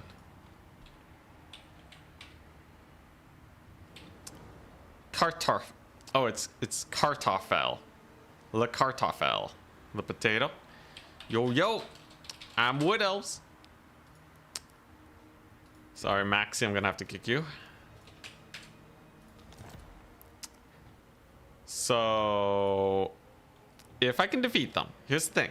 They already have 3 wins. So technically, they are disincentivized from winning this match. Especially if they consider me a weak player in this particular circumstance. Think about it, right? They're like, I know Anticity's build sucks. I want to face them in the semifinals. So realistically, it makes sense for them to throw the game so that I can qualify. You know? Poison the well. So that's what we're hoping for. I assume they're playing corn. They like playing corn. Kartafel is playing corn. Who would have guessed? So this is a matchup that people said would be bad for us. Anyone know if Sword of Date is still good versus corn? There's a lot of elite units. Dorthu might be able to kill Wrathmongers. This might just be terrible, though, now that I'm looking at it. How do I beat Corn? Technically, I can kill up to 6 units of Corn warriors with shields. Wrathmongers would kill Dryads instantly, though. I don't like that. Do I cut the Dryads, then? That just seems insane. Seems rather absurd to me. This is definitely going to be terrible. Come on, what are the odds that he brings fire damage into us? It's impossible. Who knows? Maybe Dorthu pops off? Can I curse of honor here? 21 second. My Dryads do way better in combat. The Pain's impenetrable pelt in case he doesn't have magic damage for some reason.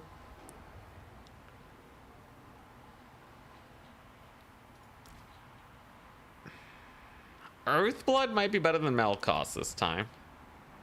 So I think I'll take Earthblood.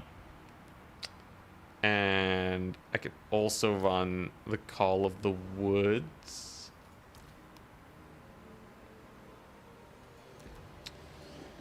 So then that way, it's that way it's not too bad. Call of the Woods. It gives a melee attack boost. Then we'll block our army. Alright, what do I do about the Treekin? Treekin just suck here, right? Oh, you know, oh, I can take the Firebark Elders. They have 40% fire resist. They have an aura that increases fire resist by 20%.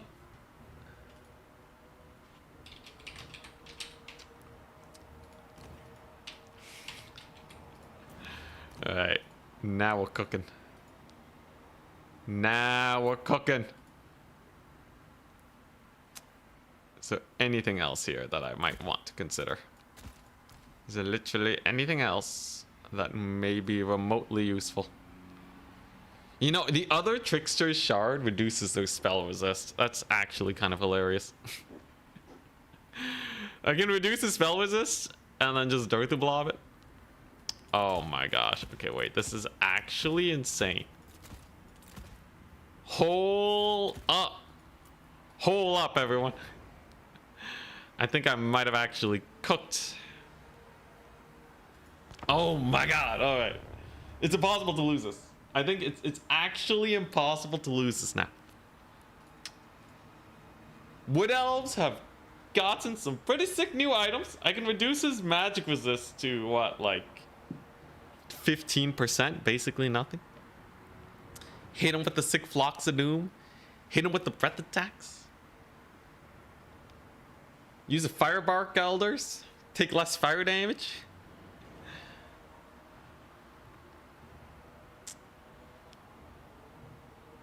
Scarbrand would actually be a good pick into my build. Does he do fire damage? I think he dies to Dorthu. I can remove the magic attacks with Zotes. I'll have a mega death blob of trees. Anyone use Scarbrand these days? Surprisingly little. Everyone uses Valkia. or like Skull Taker. And yeah, they may be cheaper and faster, but Scarbrand's hype, and he has a Rampage. Rampage is actually kind of hype. It's a little short range, but it gets the job done. Scarbrand is quite the menace in the right situations.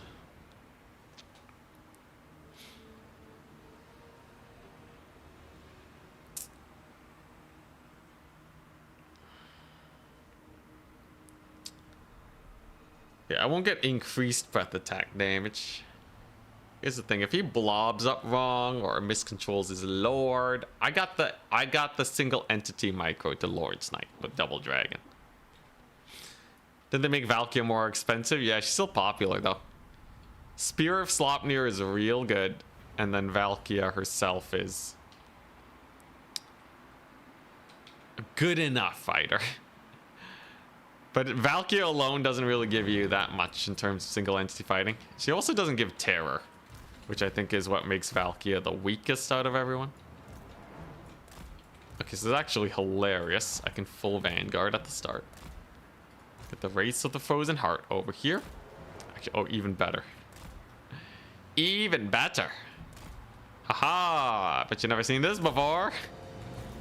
And this way, they can control multiple points. So now they're not too far away from each other.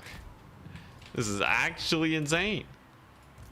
So Darthu and the Double Dryad can move on to the point early on. These guys can evac to the Firebark Elders very quickly.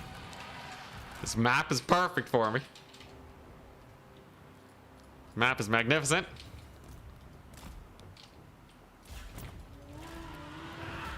Okay, and he just has some tree men. Who cares about that?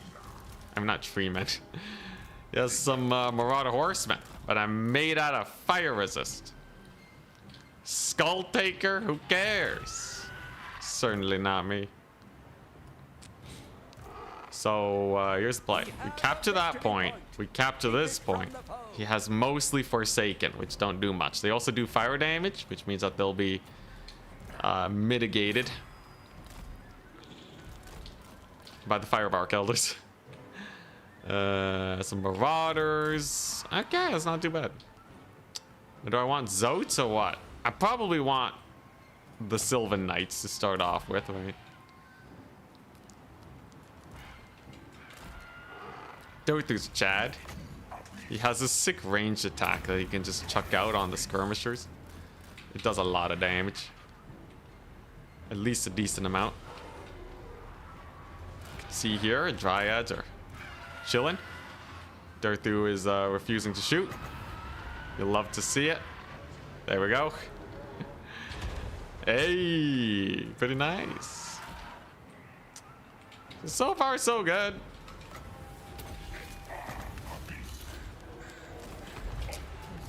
Between our spell casting shenanigans, we should just be able to get him killed here. Should be a pretty good breath attack if he doesn't see it. I kind of have to count on my opponent not seeing some things. Quarter damage. Not the best breath attack I've ever had, then. Could have been a little bit better. I think we'll have to wait for these melee blob fights before we can actually go for it. At the very least, his axe throwers are having a bit of a rough time. Should be able to catch his Forsaken. Should be able to rout his Horsemen. And that's a fairly good early start. Now the Dryads, remember, they reduce his resistances. So only 15% spell resist now. That's huge. It's massive. This breath attack, also huge and massive. Everything's huge and massive. Oh my gosh, that actually did a lot of damage. Some Minotaurs over here. Only a mild problem. These great weapons. Yeah, they're great weapons. They were kind of brutalizing the Skull Taker, though. That's kind of funny. There's another massive breath attack, too. It's gonna hurt pretty bad. There we go. These Forsaken, if I rear charge them now, they should just rout. Darthu, of course. The massive Flock of Doom. It's gonna hurt him a lot. And then, of course, my dragons can pull back like so. And then the Skull Taker is now in a terrible position. Charged and surrounded by Sylvan Knights. He's not going to be too happy about the current state of affairs. With the dragon on his tail, it's certainly looking very rough. As I'm going to force path my Sylvan Knights here to really make sure that he is fully surrounded and murdered. See that little bit of micro there? Really hard carrying. That's actually going to force him to try and make a capture point victory here. That's pretty good. That's actually pretty good for him. Firebark Elders are clutching it. Holding the line like no one's business. Just long enough for another mighty breath attack. Along with another Sword of Date. There you go. Sword of Date hurts. Hurts more than usual, doesn't it, Corn? That's because I have Dryads reducing your magic resist. Never thought I'd see the day. The newly updated item. It's kind of sick. It's kind of sick. Holy crap. Are we actually winning this? I have a massive value lead. This is disgusting. I had no right winning this. I just killed the Skull Taker. Oh my god. Dude. Oh, that's gotta suck. That's gotta feel crappy. Here's the thing though. He's gonna make it to semis anyways, and he'll probably revamp his build and everything. So he's not actually knocked out of the tournament because of this. I gotta be wary that he doesn't like bounce back and just murder my face or something. Okay, Fury's over here. I should be able to counter charge and get him killed. Dragons at least are doing very well. I just have to resecure me a couple points. Seems like my Sylvan Knights are kind of suffering. Of course, the Dryads are gonna have to get on some points too.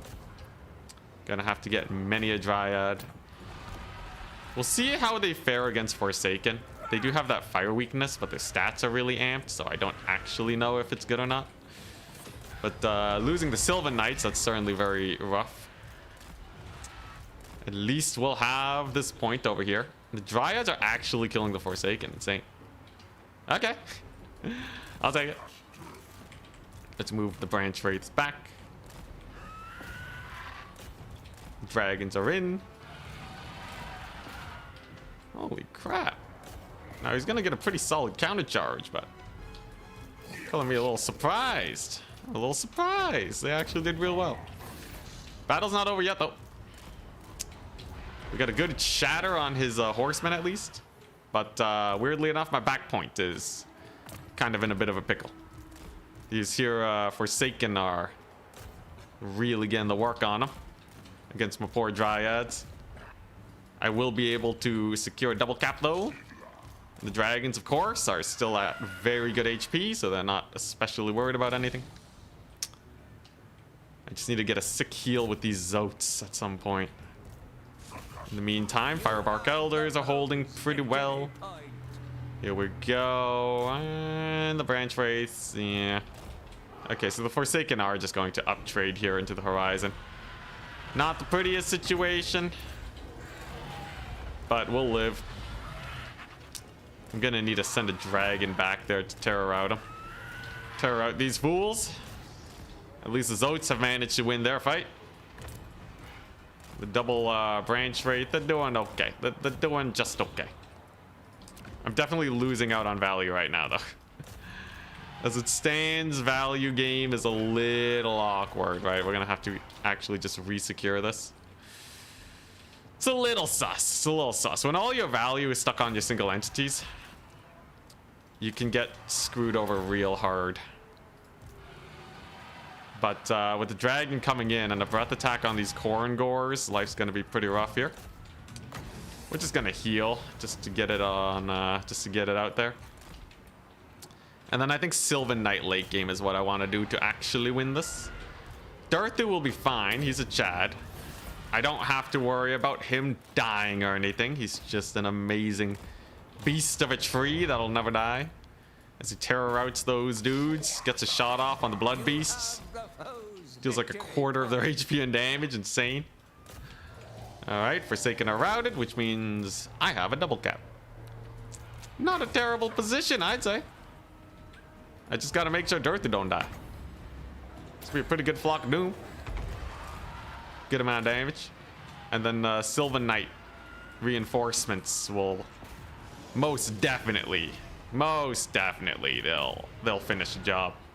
I don't think there's anything he can bring that will actually contest Sylvan Knights. So I think we'll be fine. As for the dragons, as long as they keep cycle charging here, they'll be good. This physical resist will protect my Zotes as they charge into the fight. Firebark Elders literally just for capture weight. And we're almost there. Sylvan Knights are coming. In the meantime, Double Dragon doing very well. Blood Beasts are probably gonna get terror routed. Love to see it, man. Love to see it. Can't believe it, man. Dude, the Skull Taker snipe. The Skull Taker snipe was so clutch. And there we go. A capture point is slowly falling in my favor now. And here come the Sylvan Knights, the real spine breaker of my army. They will put an end to this madness and give us that sweet, sweet victory. Yo, the Firebark Elders were hype, man. Firebark Elders hard carried. Absolutely. I even still have a breath attack here. We're gonna chuck it out on these horsemen because they are really the last vestiges of hope for my opponent. Gets a good dodge though. Very nice dodge actually. But there's nothing he can really do now. There's nothing left. Darthu's a Chad. He ain't dying. And he has another Lamentation of Despairs. He has a 4,000 value again. Darthu's so good. What the crap, dude? I can't believe people aren't running Darthu more. Sure, he doesn't really combo well with most Wood Elf builds, but holy moly, does he cook? Dude, Darthu cooks, man. He cooks so hard. Also, Double Dragon is insane. I think like if Zotes were actually good, melee Wood Elves would legitimately be a proper strategy. Holy crap. I had to fight for it though, absolutely. You know, I had to snipe Skull Taker at the beginning of the game. That's not exactly an easy task. But we did it.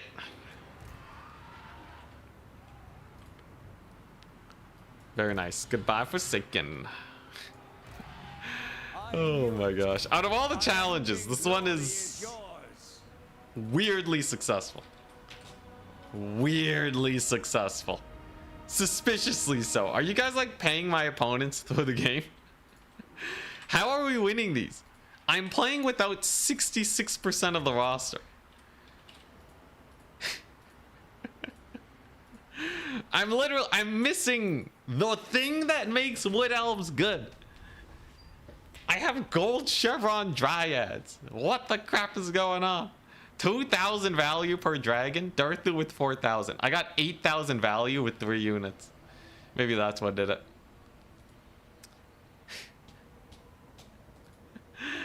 What the crap?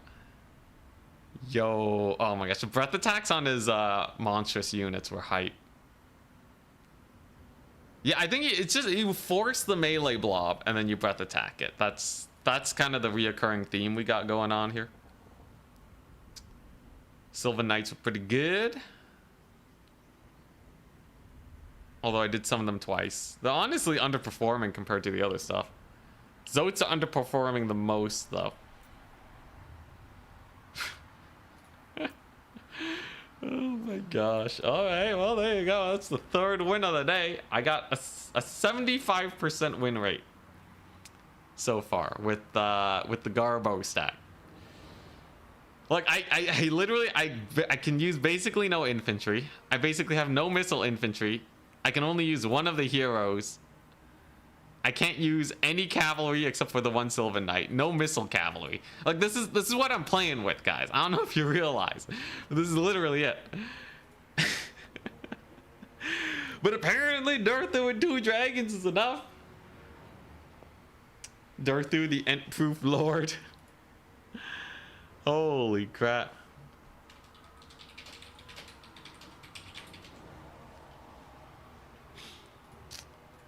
Disgusting. Also the dryads reducing the magic resist for the sick Darthu blobs. Oh man, where is it at? Yeah, the other Trickster shard, minus all the resistances in the game.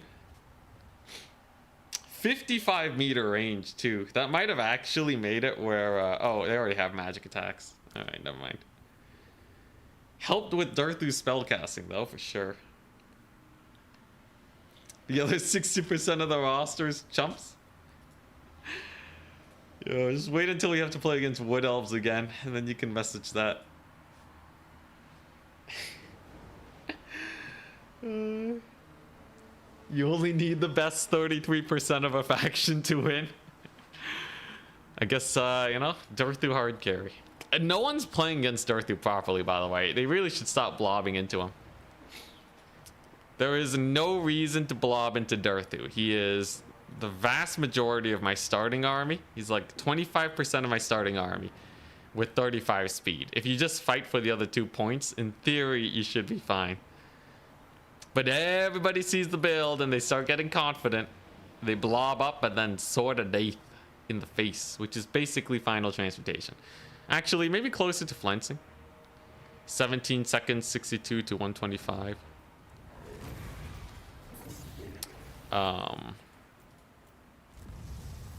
Oh, dang, it's better than flensing. Yo, Sword of Death is crazy. 0 cast time? Dude, Sword of Death is insane. Kind of bonkers. Unfortunately, Darthu's slow, so you can't be everywhere, but... Huh. Huh.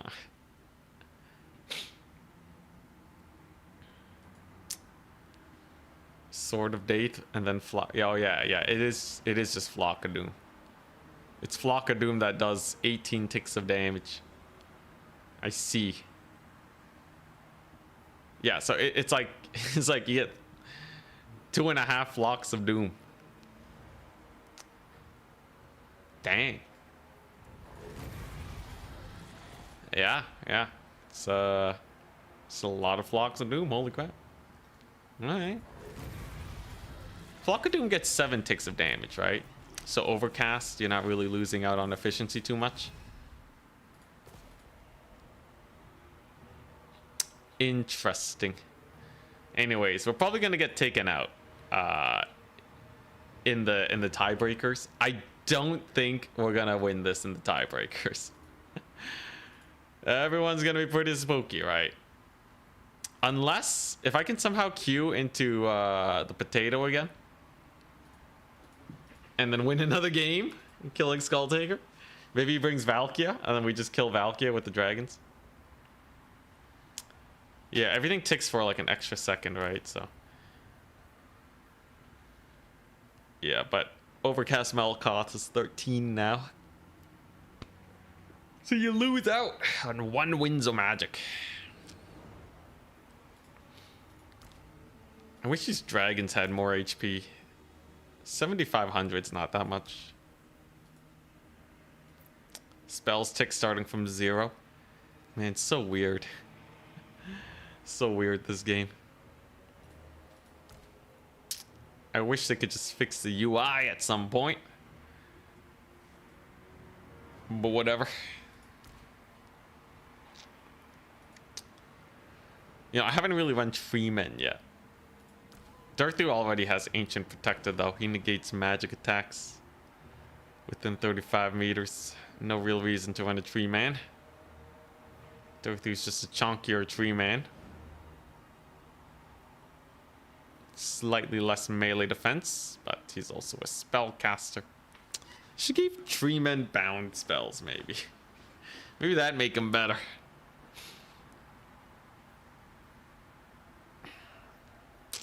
When you cast a spell, it has an initial tick of damage when you cast it, and then afterwards, every X amount of seconds, you get more ticks. I guess, but it's awfully misleading.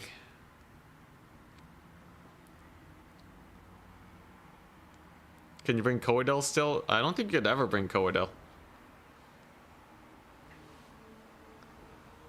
Full air Wood Elves then? I think, yeah, there was the Hawk Rider Glade Lord melee strat. I'm kind of tempted to just play a normal Norse game eventually, though. Kind of just want to play just a Norse learn how to play them a bit better.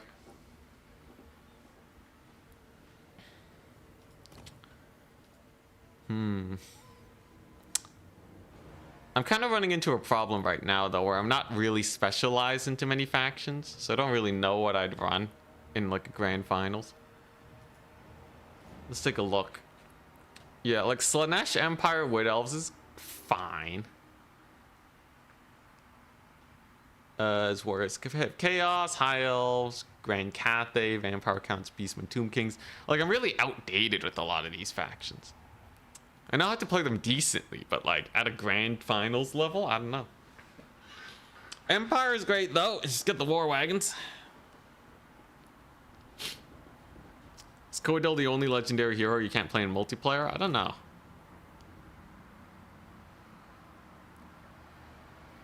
There's got to be one other.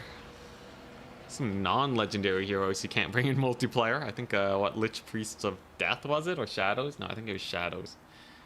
You can't run a Lich Priest of Shadows in multiplayer. Chaos has a bunch you can't use. Really?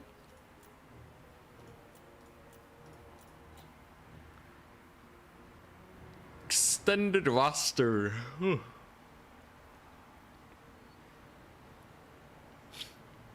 As far as ones that actually show up here, I don't really see any. Satang ever viable? Used to be. He's not too good nowadays though, but I would say by some definitions of viable, I think we can call Satang viable. I'm not particularly impressed by him though. Okay. So it looks like most of the players have finished. So we can start getting the matchups sorted out.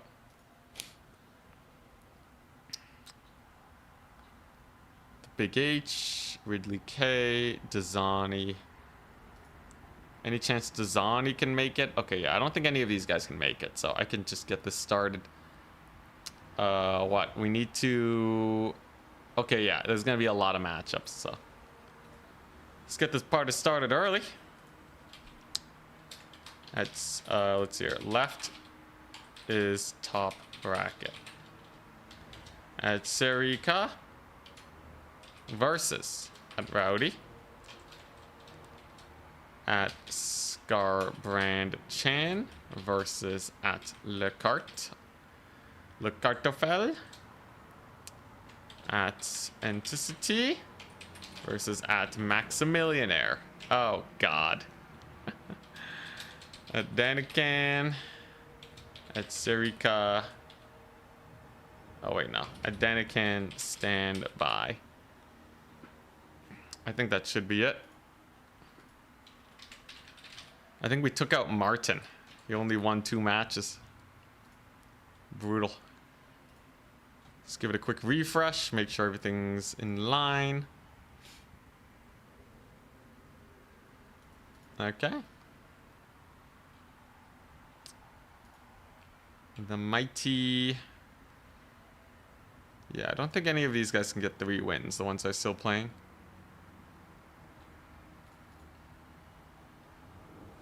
Alright. So I'm up against Maximillionaire. I'm Wood Elves. What against Vampire Counts? Shucks. Preparing for some dark changeling magic. Oh, hell yeah. Okay, so he's Vampire Coast. Crap. I was hoping counts.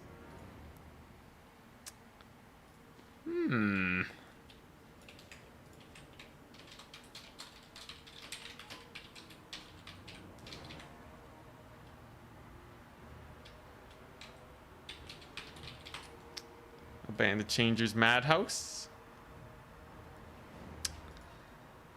Interesting.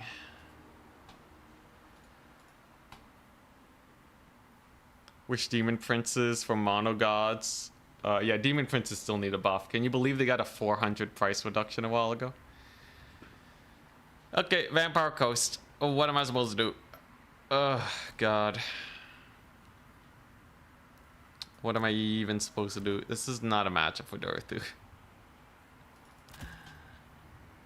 As like maybe he doesn't bring enough ranged, but like it's way too easy for him to bring enough ranged. This is simply not a matchup for Dorothy. I think this will be fine though.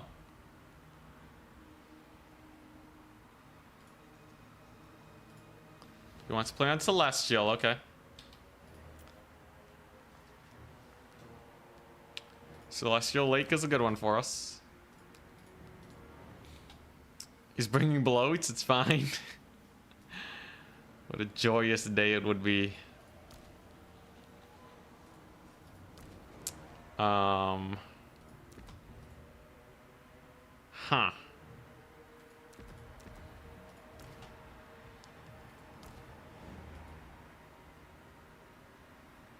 Sure. We'll run one of those. Put him in there. We're on Celestial Lake. It's a decent starting build. How do we finish him off, though? With these units. Oh, that's terrible. That's real garbage. Holy moly, that's really garbage. Oh, boy. Let's just accept our fate. Let's just accept our fate. We had to lose at some point. We were never gonna win a tournament with this. Let's bring it. Let's bring it on.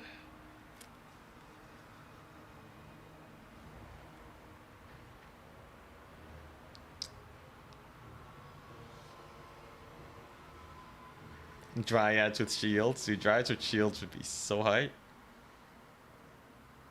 Give them more melee defense. Alright. And so we begin. Huzzah!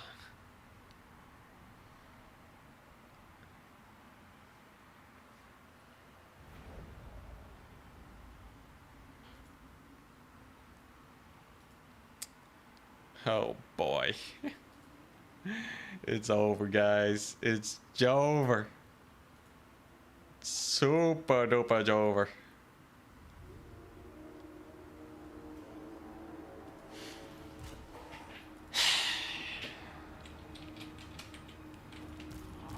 At least I got some pretty good vanguards. He has 16 units.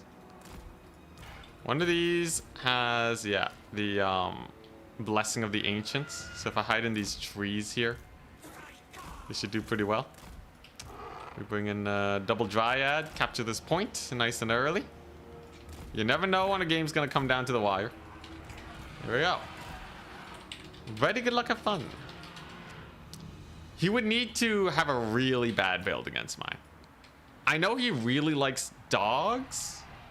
Like, he really likes scurvy dogs. I don't know how well they do versus Dryads. I think their DPS might be able to beat the Chevroning. No Darthu. Everything kills Darthu. I'm not taking him. And we're gonna run Drycha. We got some Treekin. We got more Dryads. Okay, nice. He brought the Mortar Crew. That is actually fairly manageable. He thought I would bring a lot of ranged. He has a Carronade. Okay. So I just got to capture these points and then hide for a little while. Because he basically only has artillery. That means that if I can just hold 2 points for a long time, we'll be fine. I don't know how many Morin goals he has though. 5, 5, 3, 5, 11. Okay. So nothing too crazy going on. I could send the Dryads into the trees and maybe shut down his artillery, but I actually don't really need to do that. We have a victory point. Keep it from the foe. I could just Oh, Scab Scrath, okay. Yeah, I could just chill instead. He also doesn't really have that much for Treekin. Could be real funny. So we're gonna hide in the trees. Become one with the forest. You're gonna stay here for that extra Windsor magic. We're just gonna push with our heroes.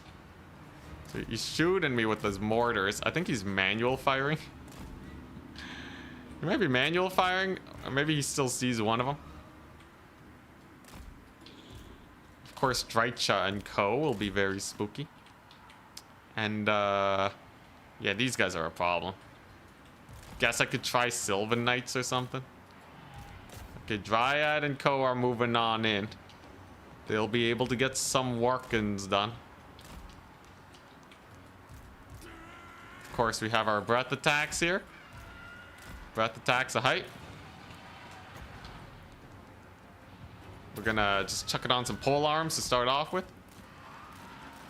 We don't want to get shot by these dudes, however. But overall, Drycha's a pretty good fighter. She should do fine. Damage mitigation at its finest. And if I summon Sylvan Knights and he doesn't notice, that would be crazy good for us. Like, oh my goodness, that would be amazing. In the meantime, Noctilus is actually taking a pretty good amount of damage. I think Noctilus is a little worried.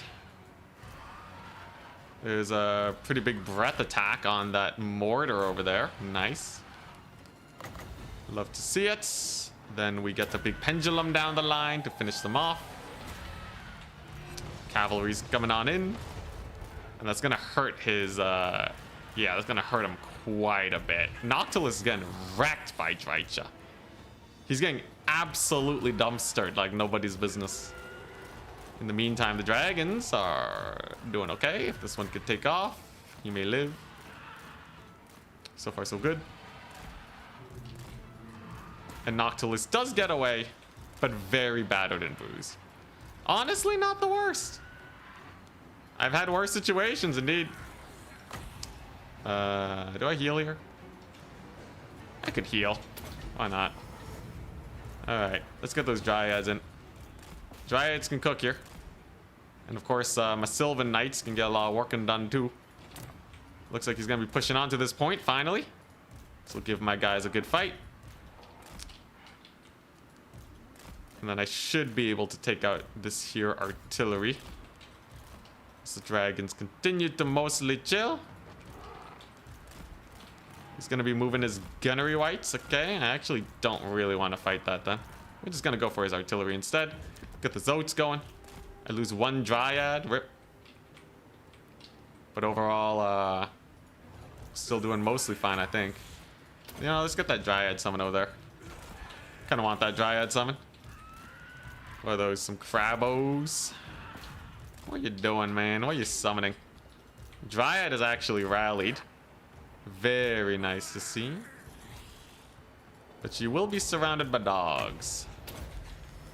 At the very least, we have a point capture here. I should be able to kill off his artillery pieces. And we are holding on this point, which is everything I could possibly wish for. This is a pretty good pendulum. We'll catch most of his stuff. And the Sylvan Knights can also loop around and get a lot of work done. With his mortars kind of shut down, I am feeling mildly confident. Especially since we have some Zotes in here too. We'll be very good. We keep fighting in the forest. Everything will be fine. Which direction are these halberds pointing? Kind of hard to tell. But I think we'll kill them nonetheless. Alright, dragons should be fine. There go his mortar teams. Nice. The Zotes are in here too. They're gonna heal up the Dryads and then maybe kill off the Lamprey's Revenge. Questionable as to whether or not they will actually kill them. But nothing like a Wheel C to make my feel self a little bit safer about the current state of events. Sylvan Knights are doing their best. Drycha, okay, she's still fighting Noctilus. The fighting continues. The double cap is still really good for me, though. And of course, Sylvan Knights can hold their own decently well. They'll have to kill off the doggos first, but I think they should be fine. This will actually be a pretty nice heal, too. Nice, nice. Then we bring in another Zote. I can't believe we're actually winning this. The Zotes are kind of killing it. Anyone else seeing this? The Zotes actually kind of push back his big crab boys. And then I'll have another heal in a second. All I gotta do now is keep these Sylvan Knights alive, and then we're golden. The trees are my friend. I'll happily fight in the forest. As we bring in the Sylvan Knights. We get the heal. He gets a summon to try and salvage the situation, but he's about to lose his Lamprey's Revenge. And we have outmaneuvered our opponent so far. Although he does rout off my poor Sylvan Knights. But other than that, it's looking actually pretty decent. There's another amped up heal from a Dragons. Hell yeah. And he's looking for some scab scrats, which I don't have to worry too much about. We're going to bring in more boys. He's mass spamming zombies now. Okay, interesting. Drycha gives a buff, though, the more injured she is. So everyone here just has a million melee attack. So it's actually a pretty big misplay for him to try and fight Drycha, because she gets insanely strong very quickly.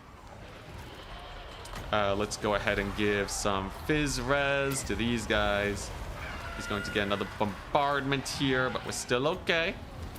Breath attack on the Night Terrors will be brutal. Pretty good, Breath. Get another one. Fairly okay breaths. Nothing too crazy. But he is rapidly running out of infantry. I have yet another heal. We got a Zotes here, of course. And they can actually regrow this dragon that he's been spending so many resources trying to focus fire. That'll help me loads. The Treekin stall too cannot be stopped. This army is immovable, apparently. They're just kind of sitting and grinding. And at some point, we may even win on a single cap. That would be the best case scenario. Although he does have a lot of ranged here to worry about. You see these zombies starting to consolidate. I could use a pendulum now, but I actually don't have that many pendulums left. So I'd much rather save for the big moment. I'd much rather save up my pendulums for when he's really blobbed up. That's a massive breath attack, though. It's a huge, huge breath attack. Looking good. Chevron Dryads in the distance. Crushing it. Then we gotta kill off these dudes. Then we're going to get off one of our pendulums soon, I think. A lot of these guys are on the verge of routing. It's actually having a really hard time making it past my lines. I might even be able to triple cap him here. I might even be able to triple cap him here. Dude, the Treekin don't give up. The Treekin don't fool around. They're sticking with it. These dragons aren't routing. Their base missile resistance is too high. Where he's actually losing this point. I have a value lead. Oh my god, you're kidding me. Oh my gosh, you're kidding me. He's dead. Noctilus is dead. Oh my gosh. He's desperately trying to send in dogs now to try and save these points. But I have more Treekin on the way. We're gonna try and capture this flank point. I do think I win on a single cap. I might need to hunker down on this last point, though. We'll see. How are my Zodes doing? The big collapse is where this gets spooky. Depth guard have that capture weight, so I'm probably gonna have to. I might need to pull back even. We'll see. We'll see. Gonna pull back over here. We do have heals, right? We do have heals for the dragons, so they'll continue to do well. Most likely. The depth guard, they are getting out capture weighed. over here, though. He has managed to secure the point. Big misplay on my part, actually. So it's a bit of a tussle. Dreich is cooking, though. Dreich is doing great. Okay, here we go. Let's bring in the Zotes. Yeah, this point's lost. I should just give up on it and hunker down on the final point. If we can steal this one, we're golden. But he has a lot of zombies going over there. I could try to slow them down with the pendulum. This is my last pendulum. But by knocking them down, they'll be slightly put behind. And in doing so, we may be able to secure this point in time. It appears maybe not, though. So it is going to have to be a final hold for this one, then. Because the depth guard and all this infantry here, they're going to be a menace. Okay. I can live with that. It's going to be a little spooky. But as long as I hold on to 1 point, we win this. So if I can keep the grind going and make sure the dogs don't get onto my backfield, I think we're still okay. Let's just pull back a little bit. No point continuing this fight. It's not a good one for me. We're just gonna hunker down in the distance, resummon some dryads, and then hopefully we'll be okay. These Treekin are continuing to grind. That will buy time for my dryad to get work done there. Might even be able to rout off these doggos with a big dragon charge. Dragon will do fine. Dreich's, she's cooking over here. You know, these Treekin are in a good position to stall him. So I guess I'll just hang out there. Why not? Why not just hang out for a little bit? I got 2 minutes. I got 2 minutes. He has the rest of the map. He has to make it the rest of the way across this giant map to win. I think we'll be fine. I think we'll be fine. I got the hunker down. He has a lot of freaking zombies everywhere. We're out of breath attacks too, mind you. Dragons are distracting. Many of his units are crumbling. Killing Noctilus is hilarious. It's a hilarious pickup, though. But there we go. Dragon is mulching that gunnery white. He's still having a hard time actually clearing this. But I think I'm best served summoning in more dryads. We actually want to just sit back and not move for a little bit for my vigor to replenish. We want the vigor to replenish. Dreich is keeping these Treekin around, though. Dude, they're actually killing the Depth Guard. Only thing worse than Treekin are Depth Guard. Although I guess the Depth Guard did get a lot of value. Regardless, we're still doing very well. He has 100 seconds. 100 seconds to make it back. Dragons back in business. Dreich is giving that melee attack boost. Tight. We've killed his doggos. Dragon's getting in there. Vigor replenishment, doing its best. Oh my gosh. Sylvan Knight's gotta be careful. He has more pistol mobs. Let's back it up over there. I just gotta keep flooding with dryads. More dryads than he has dogs is the name of the game. As Dreichak continues to outgrind over here. We get a pretty nice charge on these zombies. It also slows them down because Sylvan Knights count as ghosts. Let's get another dryad in. Our vigor has replenished. Our vigor has indeed replenished. Hold, man, hold. Dude, Dreichak was sick this game.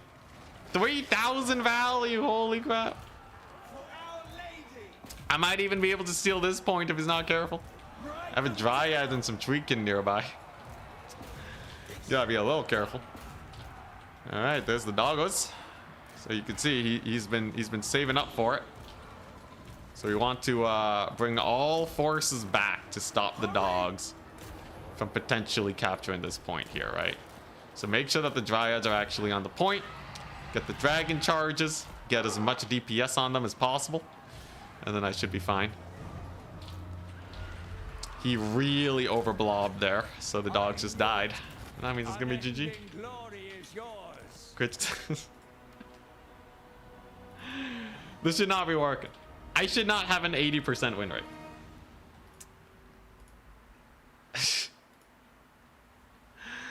But there you go.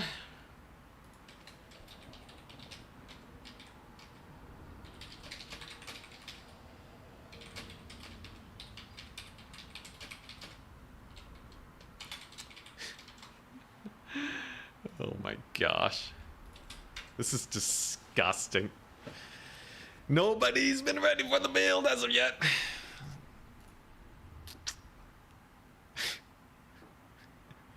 His poor mortars, they didn't get any value. His White Kings didn't get any. Hell, Noctilus didn't get any value. I just wore him down slowly but surely.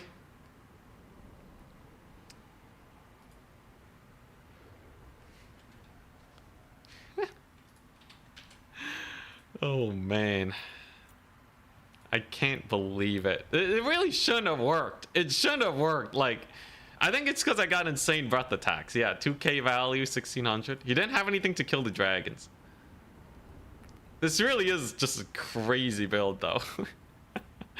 It's so dumb. It's so dumb. I would feel terrible if I lost to this. This is like meta Vampire Coast. This is as meta as it gets, and you get wrecked by this. It's a bad matchup though, so he kind of had to skew. So the counter skew kind of worked out. Zote paid for itself for the first time in history. Trees OP, dragons OP. It's obvious. It's the dragons. It's 100% the dragons. The trees are only okay. God, dude, that's. It's so dumb. It's so dumb, man.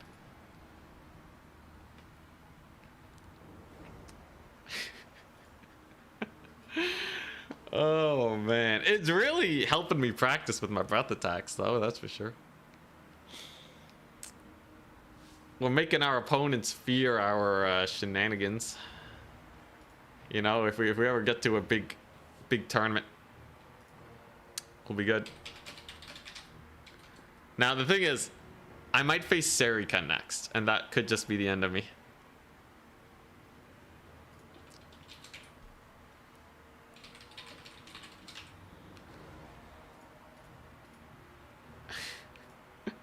Drycho went Super Saiyan on Noctilus. Dude, that's 60 melee attack. Noctilus has a lot of melee defense, but once you hit just enough melee attack, he starts taking hits very often. So he only has 60 melee defense. But if you look at Drycha, the Dread Drycha, she gets stronger the weaker she gets. The more damage she takes. Up to 20 extra melee attack and frenzy. So she already has a baseline 45% chance to hit Noctilus. It gets even higher with Fanatical Resolve. She's kind of built to take out that vampire. God. Seriously though, why is this working? This should not be working. Speaking of lore, neither Orion or Ariel are actually elves. Oh really? They're not elves? It's not like they help the build much. Ariel doesn't bring that much to the table outside of a bit of magic. And Orion just sucks. Clearly Durthu and Drycha are better, but good to know. Dang it. Serika won. Serika won! So... the elf mirror. God dang it.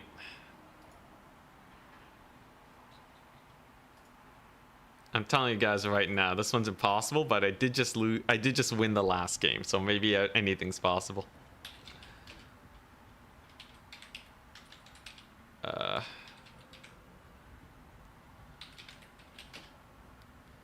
What map do I want? Sure, I'll ban Bordello.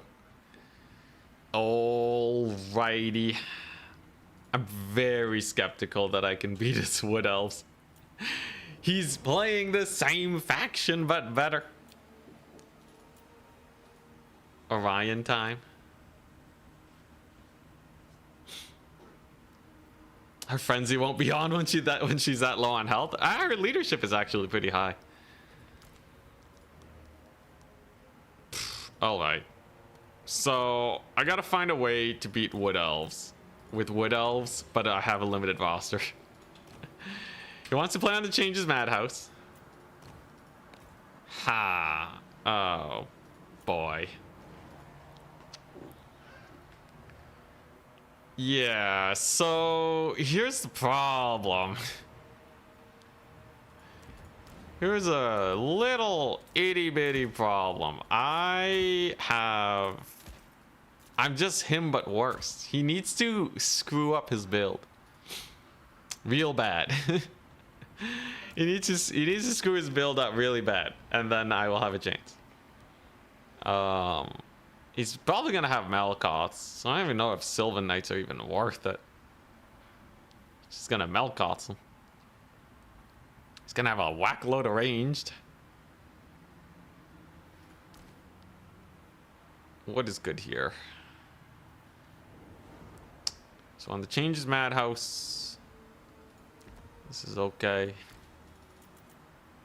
Cool. This is not a good build. This is approaching very bad build territory. Ay. God. I guess I just have to send it though. I just have to send it.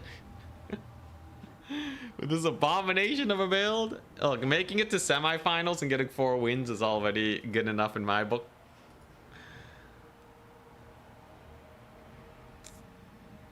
Please use the Isengard photos for your next video's thumbnails. How sentient are wood spirits? I would presume fairly sentient. At least, I would say at least animal tier, maybe more. I think probably a lot more. Drycha has goals and vengeance and stuff, right?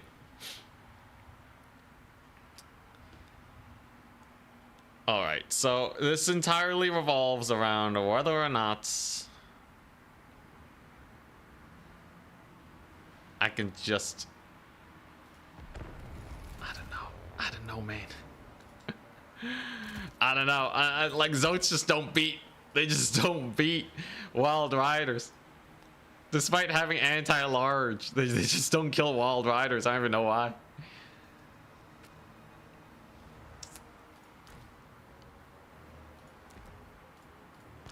God. Oh, we're just gonna die. We're just gonna die. Drycha, Chad, Elf Hater. Yep. Rhino Eagles, they're basically manticores. They don't cause terror. And their animations are worse. I know they look like manticores, but they ain't. Although, maybe I'll run a one of. Is it a full treekin run? I actually haven't run that many treekin, but the idea is that we don't have any elves. No elves.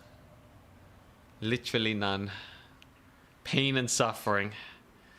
I say with an 80% win rate. I think elves are just so strong that people always skew to beat their range builds. I think that's the big thing. People just keep skewing to beat their range builds, and then that's screwing them over.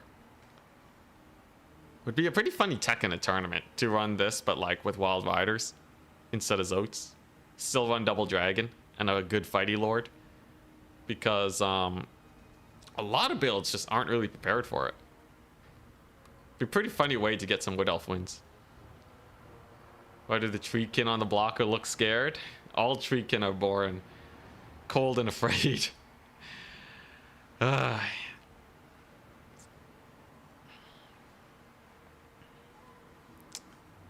Elves is still in the name though. Yeah, but dead elves. I think Drycha's happy to field dead elves. I think that's the whole lore business here. So we're on the Changes Madhouse. It's a huge map.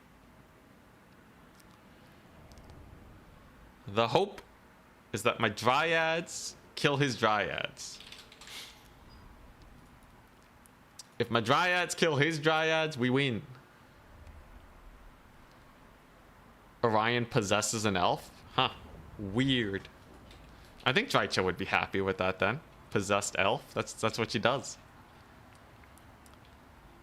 Okay, so we're on the Changer's Madhouse. We're up against Sirika. If he brings too much range, maybe we melee him to death. I am without much cavalry though. So worried I am most definitely.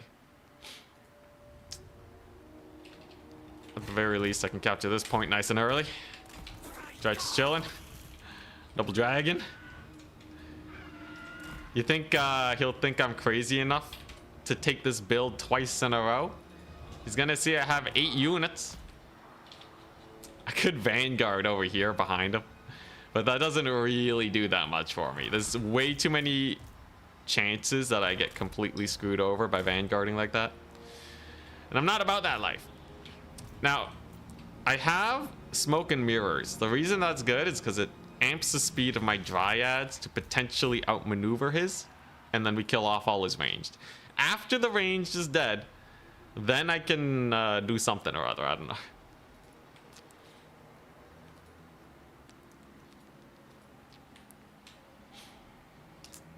Most gods in Warhammer are just straight evil, Orion included. Really? Straight evil? Alrighty, here we go. I'm really hoping he doesn't have a proper kite. If he cav maxes, it's an awkward position, but maybe the Dryads can get some damage back on some Wild Riders. He brought the Sisters of Twilight, okay. And he brought some Skirmishers. Alright. Well, that ain't too bad, actually. So Sisters of Twilight against Double Dragon. They're on a dragon. I'm on a dragon. We can dodge. Dodge that first volley there. Get an eagle. Right. Drycha's going to slow these guys down. So now my Dryads are speed amped. They can now rush into battle. To battle. And then we're going to try and bully this lady. We're going to get a breath attack, #1, on those Dryads, and then countercharge them to get them to route nice and fast. And they're going to try and focus my dragon, but it's a little fast, ain't it? The Eagle 2 will be a very annoying tool in this match. Another breath attack. I gotta kill off his front line. That's the whole idea here. I gotta kill off the front line so that my infantry crush it. It's a pretty good charge. Nice. We're going to get another Malkots to slow him down. That should buy me a little bit of time. Here come the Dryads. Here come the Dryads. Oh my gosh. All right, there you go. Speed amp working out pretty well for me. Next up, we're going to get our little summon over there. Get a charge on their face. Beat up the Sisters of Twilight. Then we're going to rear charge these guys. As long as Drycha's casting spells, she's doing great. Holy crap, Sisters of Twilight got brutalized. I got to set up for another breath attack now. And here come the Wild Riders. Now, I have Zotes. I have no counters to Wild Riders to speak of, except for these here Zotes. That's basically it. So while this early advantage is certainly nice, we still have a ways to go here, which is the sucky part. Gets a nice volley on that Eagle too. Pretty brutal. Let's see if I can get a good breath attack on center mass here. At least that's a pretty good route. Oh, dang, that was a good one. That was a pretty good one. I'll take that. The Sisters of Twilight, they continue to run. An interesting bout, indeed. I could probably bully the Sisters. And then, of course, is the speed boost that we get from casting these here spells. We have our Zotes, too. Zotes are great. Zotes again in there. They're going to do their best. If I can route the Sisters of Twilight, I'm golden, but the odds of that are very low. Though this dragon here is trying its best to make a difference. Here we go. Zote charge, abound. Good old terror out. Love to see it. Gonna need more Zotes. Gonna need more Zotes shortly. And of course, he does have a lot of Deepwood Scouts back online and operational, but at the very least, I have my second capture point. So, how quickly can he recapture points? Okay, I do have an eagle here. It can dodge, it can juke. I have some heals from a dragon. We'll be doing fine. Drycha won't die anytime soon over there. Eagle unfortunately gets routed, but I do still have yet another breath attack. And of course, Drycha's just an absolute menace. She will get a sick pit of shades here very soon. Oh, dang, he's going for her. Kind of an insane play, but it looks like it's working. Drycha's certainly taking a lot of damage. It's a good Wild Rider pick at least. But how will she fare if she casts a little bit of magic? Gotta dodge. There you go. She's getting routed off. That's not too good. What I can do is I can give her Fizz Res so that at least she doesn't die immediately. And of course the magic is definitely really nice, but losing Drycha here is definitely a bit of an oopsie-doopsies. We'll lose a dragon. Alright. Drycha's still alive though. I might be able to let her rally. I might. This is starting to look a little bad though. So I get another pick over there. Drycha's getting snippet sniped by the Sisters of Twilight. I can resummon some eagles very soon. He's really using all hands on deck to get her killed. But you gotta remember, I do still have a dragon, right? He's really beating up them Zotes. God, the Zotes, they suck so much. He gets a pretty good breath attack too. Oh no. At least that's a decent heal. Zotes are juking and jiving. He's gonna keep chasing Drycha. That might be an overcommitment on his forces here. That would actually be pretty high. Yes, nice. Drycha lives. Sylvan Knights are in. All right. Sylvan Knights could potentially crush it. The dragon has silver chevrons, by the way. Dragon does not give a crap about anything, apparently. And with Drycha alive, what can I do? I think we just Pit of Shades this fool. That way he has no more Deepwood Scout kite. Unfortunately, Drycha does explode. I'll probably have to resummon her then. But that's a very good pick. It's a very good pick indeed. Sylvan Knights are in. Value trading doesn't like me very much. But the Sylvan Knights are certainly in. Drycha's gonna die though. Sisters Twilight getting lots of work on her face. And yeah, she does fall. Pretty brutal. I can at least get a heal. A little bit more physical resist here.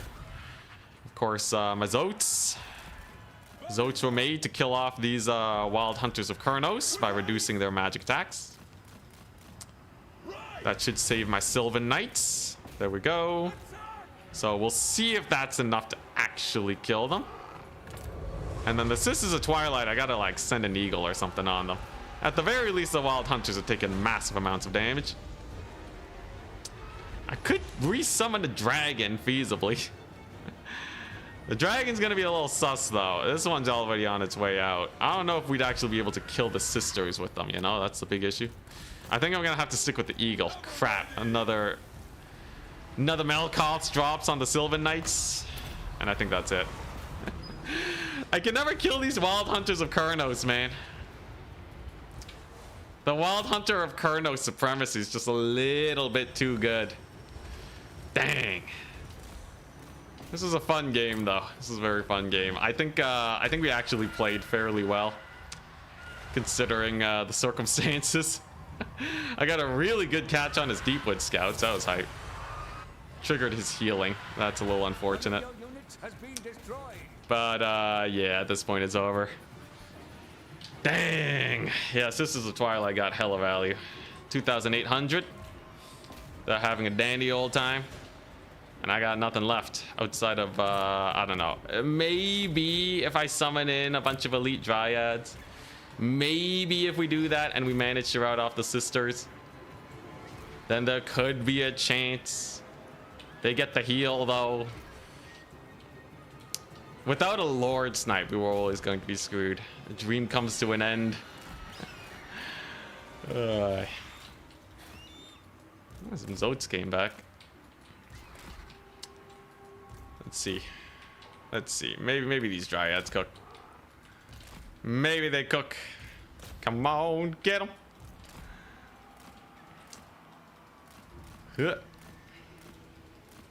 And the dryads. Okay, they do hold the point. I can hold a point. I don't know how well they'll do versus Wild Riders. I'm pretty sure they just die to Wild Riders. Zotes get a mini charge on the Wild Riders before getting annihilated. Rip. Dryads are in. We're gonna get pretty good charge on these guys. They're gold chevroned, so that means they're insane, right? You got the heal off? You got the Shield of Thorns? I'm actually not attacking them right now, so it's fine. How long does that last? Another 20 seconds? I think it's fine if we just do this. Let's bring in the boys. Ah, he has another Dryad. God. The chevrons don't cook, man. Alright. GG, one blade. It was a fun build. The Zotes suck too much against cavalry, though. 4 wins, we'll take it.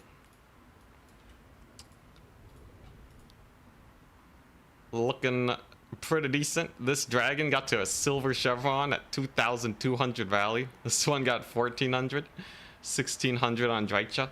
The Sylvan Knights just kept failing me, though. Those Malkoths were just brutal.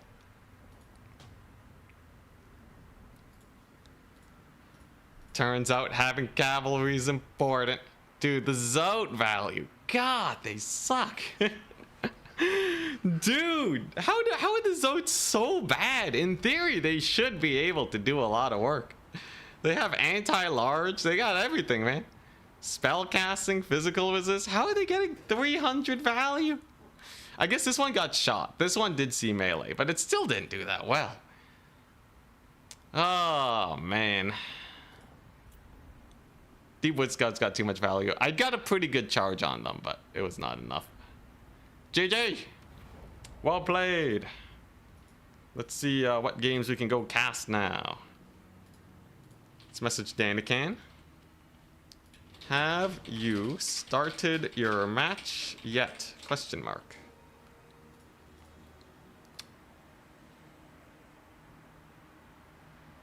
At the end of the day, the Wood Elves won. That is true. Wood Elves did go undefeated this stream. Oh, man. Ultra hard mode. Ultra hard mode. I think if we had replaced our Zotes with cavalry, I would have had a really good rush into his build.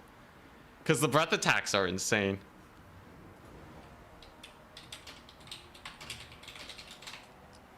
The breath attacks are just bonkers. I really do like the dragons. And I think I will be mixing them in more into future builds. Because they kill armor, they kill single entities. They're just really solid.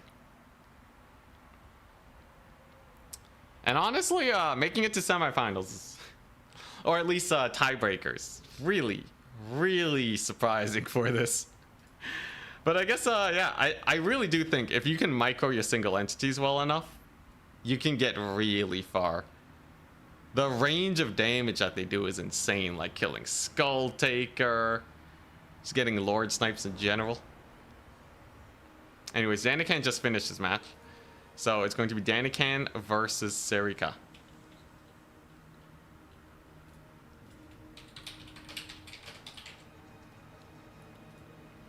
For the grand finals. Empire versus Wood Elves. This is a matchup that I really want to really need to learn. So I'm happy to see what both players decide to bring.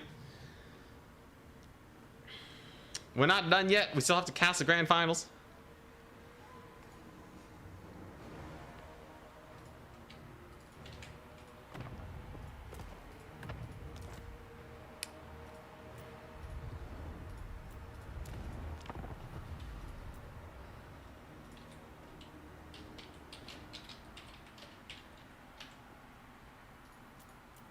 Here we go.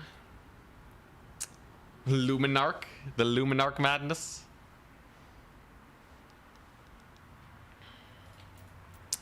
I would say, I think if Danican just goes for mass armor, I think Serica's dead, man. I think Serica gets annihilated if Danican goes heavy armor. With some good Empire micro, we could see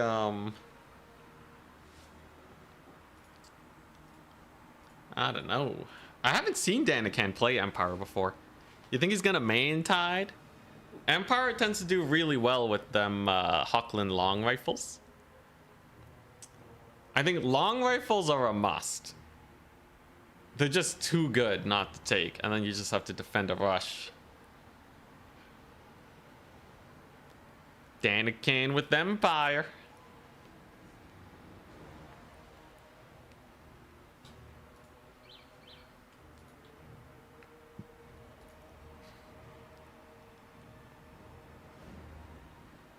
Let's see here.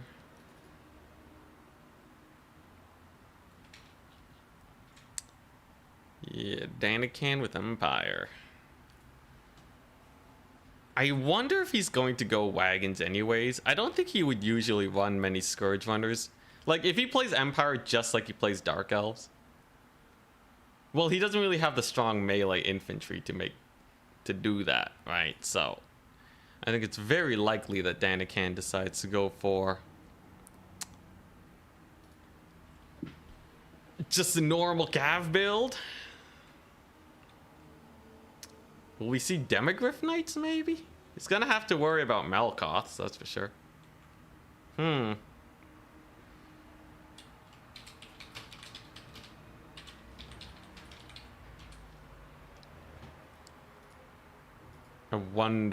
I wonder. I think Nerexa, you know, with Wood Elves, you only have a few playstyles. You can go your main Tide, you can go your Kite, or you can go full rush. I think full rush is fairly likely on Imperial Road. He can use the forest to his advantage. But it's also a really big map, so you're pretty disadvantaged when you're full rushing. In my head, this is a bad matchup for Wood Elves, unless they pull off a really sick full rush. I think that's the only way they win this. But with Empire Spearmen being the way they are, it'd be pretty hard to get through that thick Empire front line. Take a bunch of normal archers, and then you just got to beat Wild Riders. Now, Wild Riders are a little difficult to deal with. I think they uptrade into most Empire cavalry. And then, of course, there's the Melkoths, but it's not too hard to bring like a Buna or something and just delete the cavalry. Maybe he'll bring a Searing Doom if he prefers.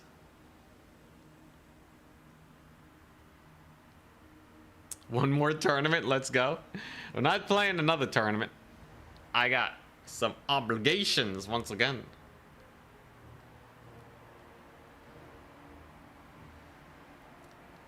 Also, yeah, Sylvan Knights. Sylvan Knights, I don't know how I feel about them. They're really expensive. They kind of die to everything. But, like, they're only good against factions that just, like, literally cannot bring any counters to them.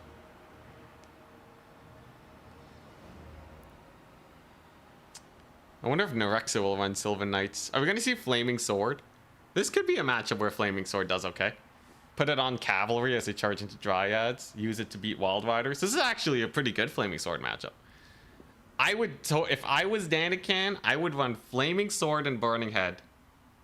bring a bunch of Empire Knights and YOLO them into Wild Riders. And with Flaming Sword, I think they actually uptrade.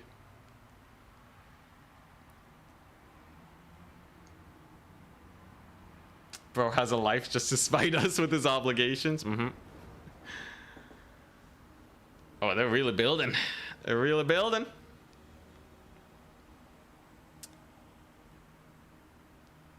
I'm gonna put all in on Danican winning. Interesting. The Gelt banner. You think Danican's a fan of just vanilla foot Gelt for the cheapness? I don't think so. That doesn't seem like his playstyle. When he plays Dark Elves, he really likes them big single entity lords.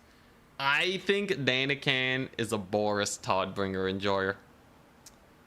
If I had to put my money down, I think we see Boris. Turn's baking bread right now. Is Turn streaming? Let me see. Is Turn streaming? I can raid him afterwards. It'd be hype.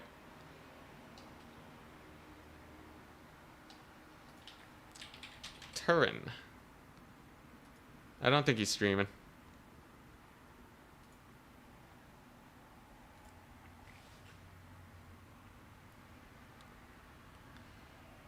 Still armor building. If I'm going to play Empire in the grand finals, though, I will have to know how to I gotta know how to beat Wood Elves. It's a really good matchup to know.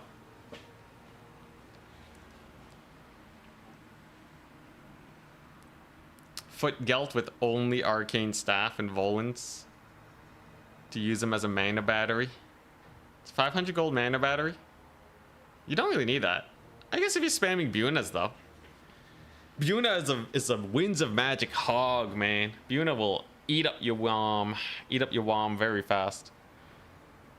So being able to spam it off cooldown is definitely a big plus.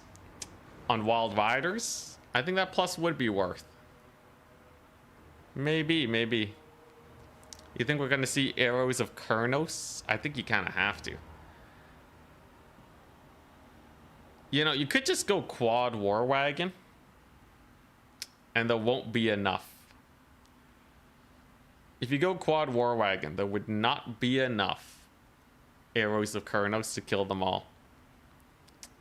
And then what do Wood Elves do against quad War Wagon? Maybe they just shoot him.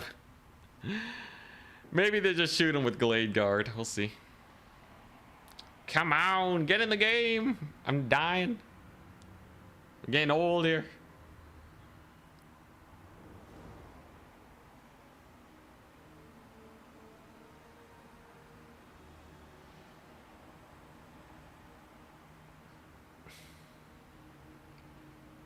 Maybe we'll see Double Dragon.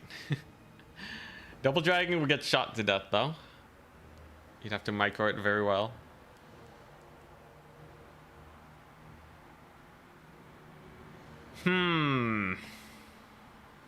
The Rex is ready. Narexa's ready. Danican we're waiting on. I guess I can go ahead and finalize some tournaments while we sit back, relax.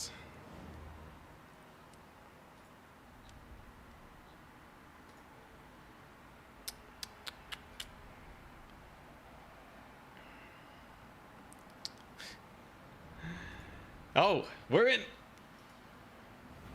I saw an Arrows of Kurnos, sir. Lots of Dryads. Is this gonna be the Dread Wood Elf rush? I want to see how Danican plays this. I gotta know. And then I'll make an Empire build after this. Okay, let's take a look. So, Glade Rider Spears, Glade Rider Shield, Wild Rider Shields. Glade Guard into the horizon, 1 Starfire Shaft, 1 Poison. Pretty normal Wood Elf army with a Waystalker. Danican, though. You sneaky fellow, running Huntsman. I should have known. They're like the shades of the Empire.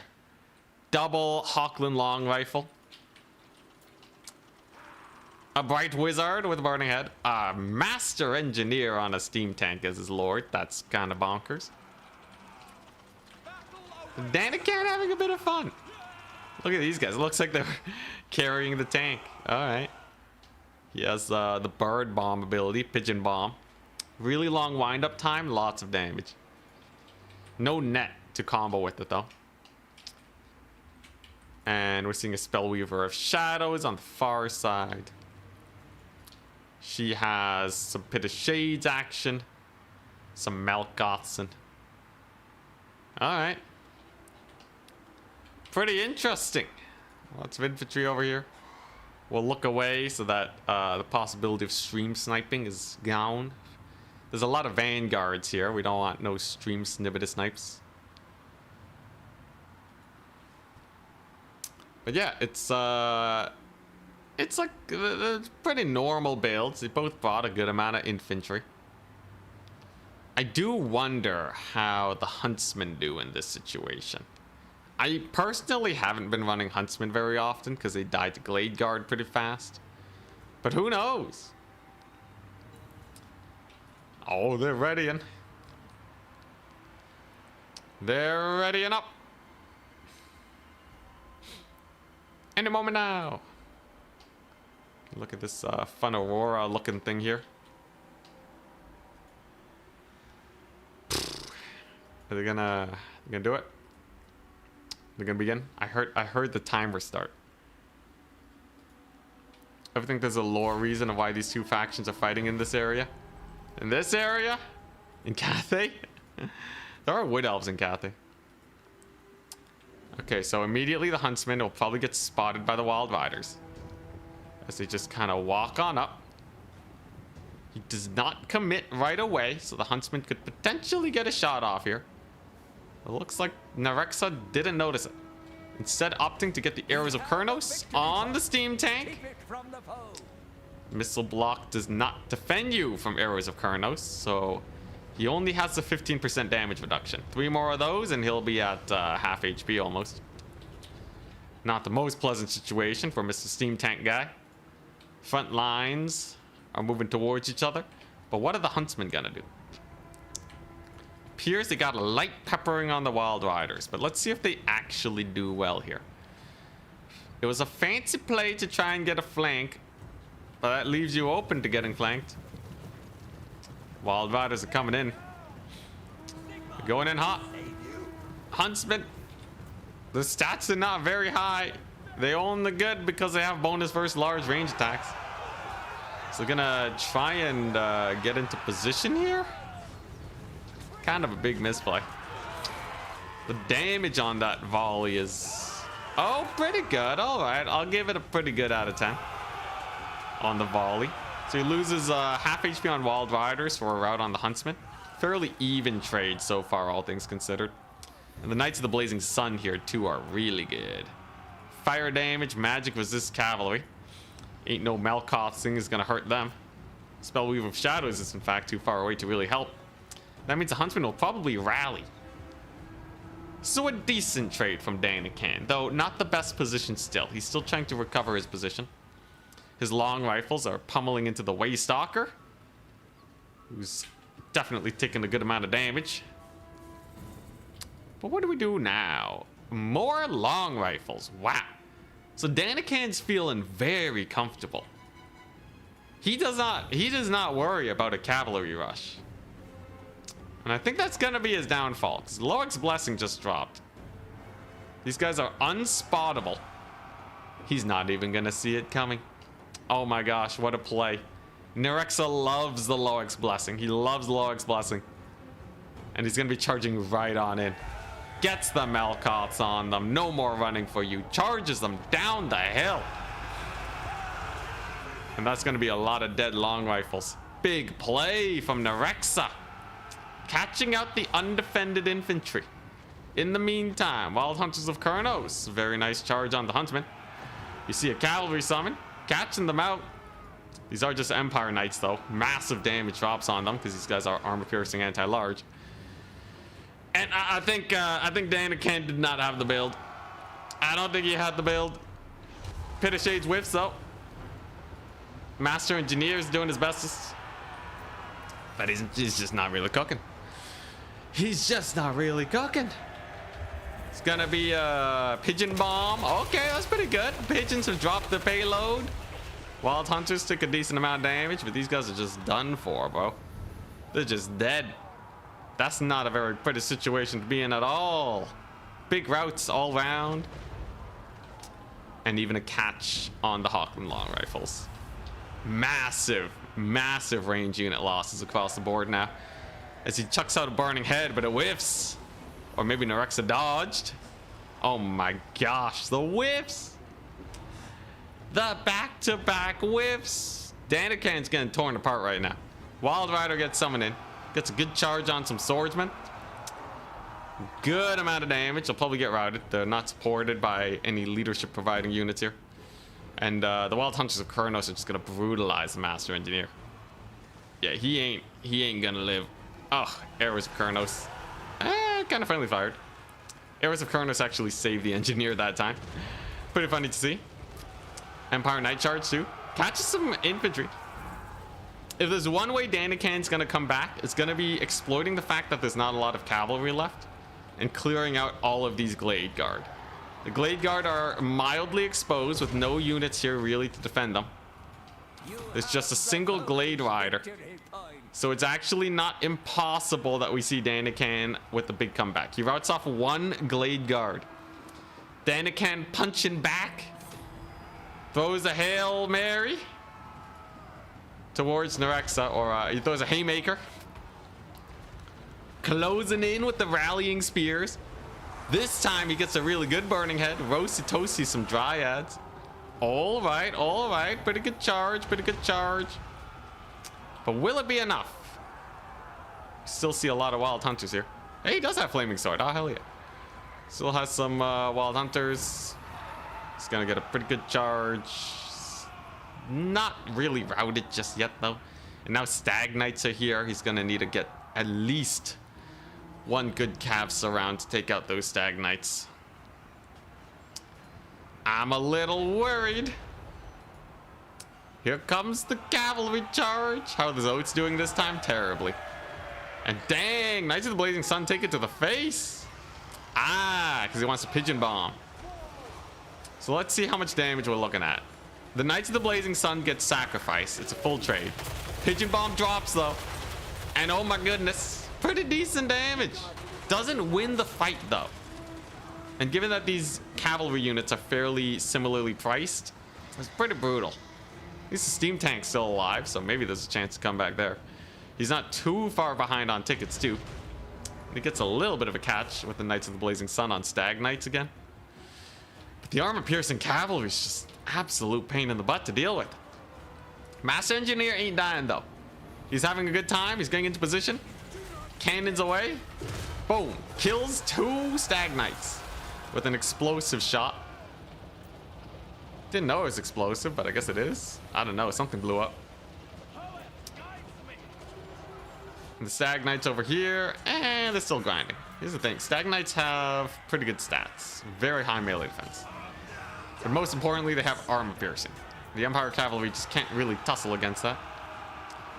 Knights of the Blazing Sun just not really working it, are they? I do see another Knight of the Blazing Sun summon drop, but if he just keeps trading cavalry for cavalry, it's not going to be very pretty. With the Bright Wizard routing. The Master Engineer now getting focus fired by the Hawkeyes of Jakira. Armor Piercing Way Watchers, the most elite skirmish unit of the entire Wood Elf roster. They got a discourage effect, doesn't matter, this thing's unbreakable. But armor piercing, lots of range, lots of accuracy. If they can actually get flank shots into this tank, it will do well. There you go.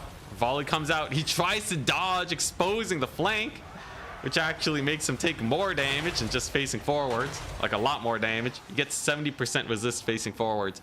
No point dodging when you resist that much. He's looking pretty sus. He's looking pretty sus. Waystalker gets desummoned. More money for Nerexa. Catching him up with Danican. Way Watchers are still piling in. But remember, this thing's unbreakable. It ain't gonna die anytime soon. Face tanks the shot, as it should. Takes basically no damage. if he keeps facing the Way Watchers, it's almost like he's at full HP. It's gonna take a while to actually kill him. And the Knights have cleaned up most of the Stag Knights in the backfield. Daniken's gonna make a play for his home point and maybe use his cavalry to clutch it. Master Engineer is getting on in there. And he's actually just gonna pigeon bomb where the Hawkeyes of Jakira are running to. Will it actually land where the pigeon's at? There they are. The bird bombardment. It catches like one of them. God, that takes forever to shoot, doesn't it? Well, the fighting continues. Gets Melkoth on his Empire Knights. Very brutal. But he will be able to probably secure his home point. At this point, however, he's taking a few too many losses. Honestly, pretty close game. I think had Daniken not lost his long rifles, he potentially could have gone some pretty good work. Unfortunately, without long rifles, Wood Elves were able to shoot him all day. The Cav surrounds were a little too strong. All this cavalry is just brutal, man. All of them are just brutal. Master Engineer on his last legs gets smoke bombed and blasted by one last volley of arrows, hitting the engine, I guess, and making them explode.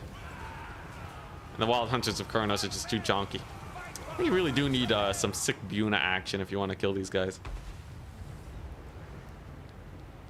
I think you really do need some sick Buna action. Brutality. Knights of the Blazing Sun are gone. There's basically nothing left. Daniken leaves. And Serika takes a tournament win. Congratulations, Serika. Congrats on the tourney win! Exclamation mark. GG, well played. Thanks for playing. In the end, I think most of his range units just did not pay for themselves. It's kind of cute going for the flank, but it really didn't do much. Engineer was interesting. I kind of like the idea of going for like a steam tank, because it doesn't seem to really die. I think it just kind of chills. So let's actually theory craft an Empire build based on what we've seen. Because like I said, I need an Empire build versus Wood Elves. So what's it gonna look like? If we're playing as Empire, how would I want to play it? I think someone mentioned you can go for a hyper cheap Gelt. Just go Staff of Olins for the power recharge and then spam Buna. It's a funny concept, but he's 550 gold. For only a little bit more money, you can get a second Gelt. No, you can get some sick plays with Marcus, I think. I think Marcus makes sense. And I think what you really want to do is you want to have two types of play styles. You actually want two casters. You want one caster, which is a death caster with Buna in case they bring in that super elite cavalry. You want one caster with Burning Head and Flaming Sword in case it's more of an infantry based Wood Elf style. I believe that's what you want to do. Finalize at the tournament. I think the Knights of the Blazing Sun were okay, but they weren't that impressive, right?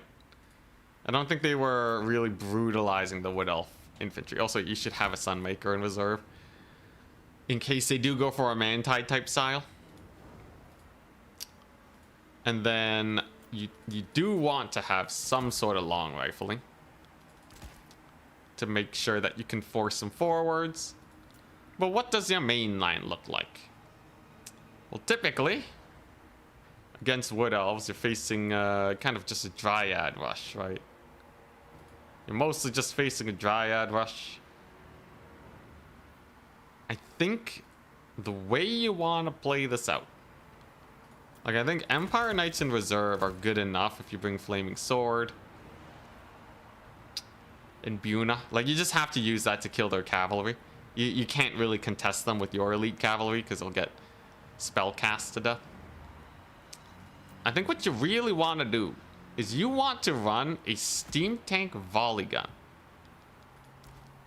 to pressure them forwards, because this thing ain't gonna die. It's just a chonky fellow. It's gonna value trade. It's gonna be great. It's one steam tank volley gun, and then you go for a bunch of cheap spearmen to hold your front line. You get your I think you do get like 2 huntsmen just to potentially surprise them. Like, you can't really go too wrong with a couple of huntsmen.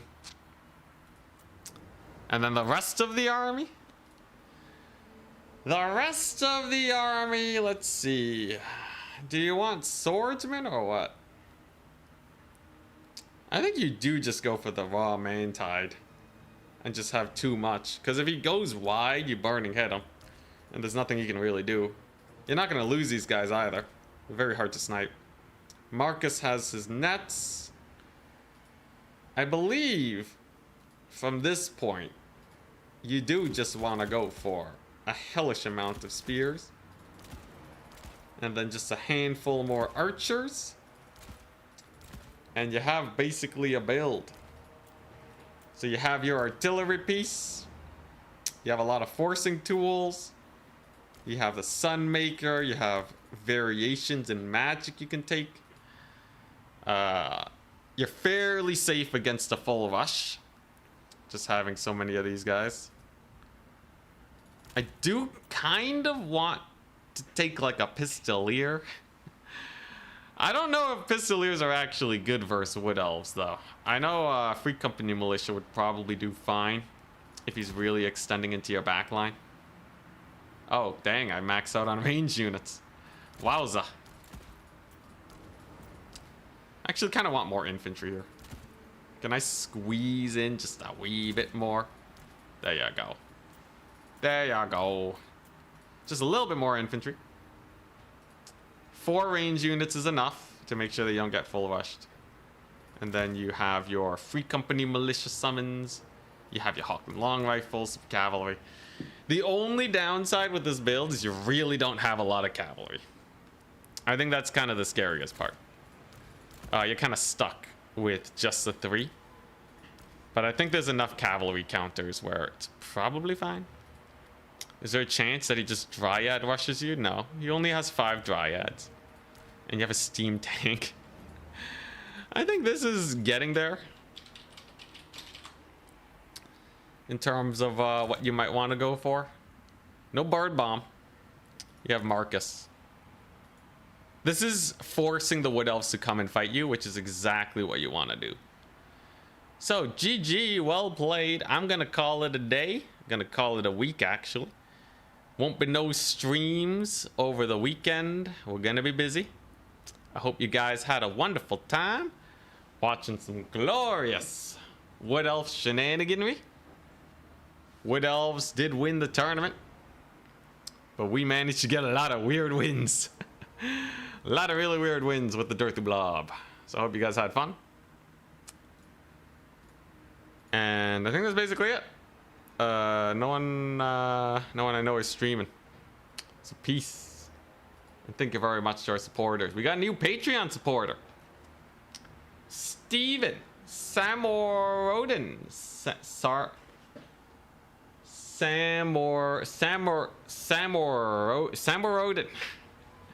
Charlie, Benjo, Gakalandia, thank you very much for your great support on Patreon. It helps a lot. And of course, our fleet admirals, Clint, Terry Tarkleby, Pops, Miss New Booty, and of course, all our deck gunners and deck hands and Twitch subs. I appreciate you all, and I'll see you guys on Monday.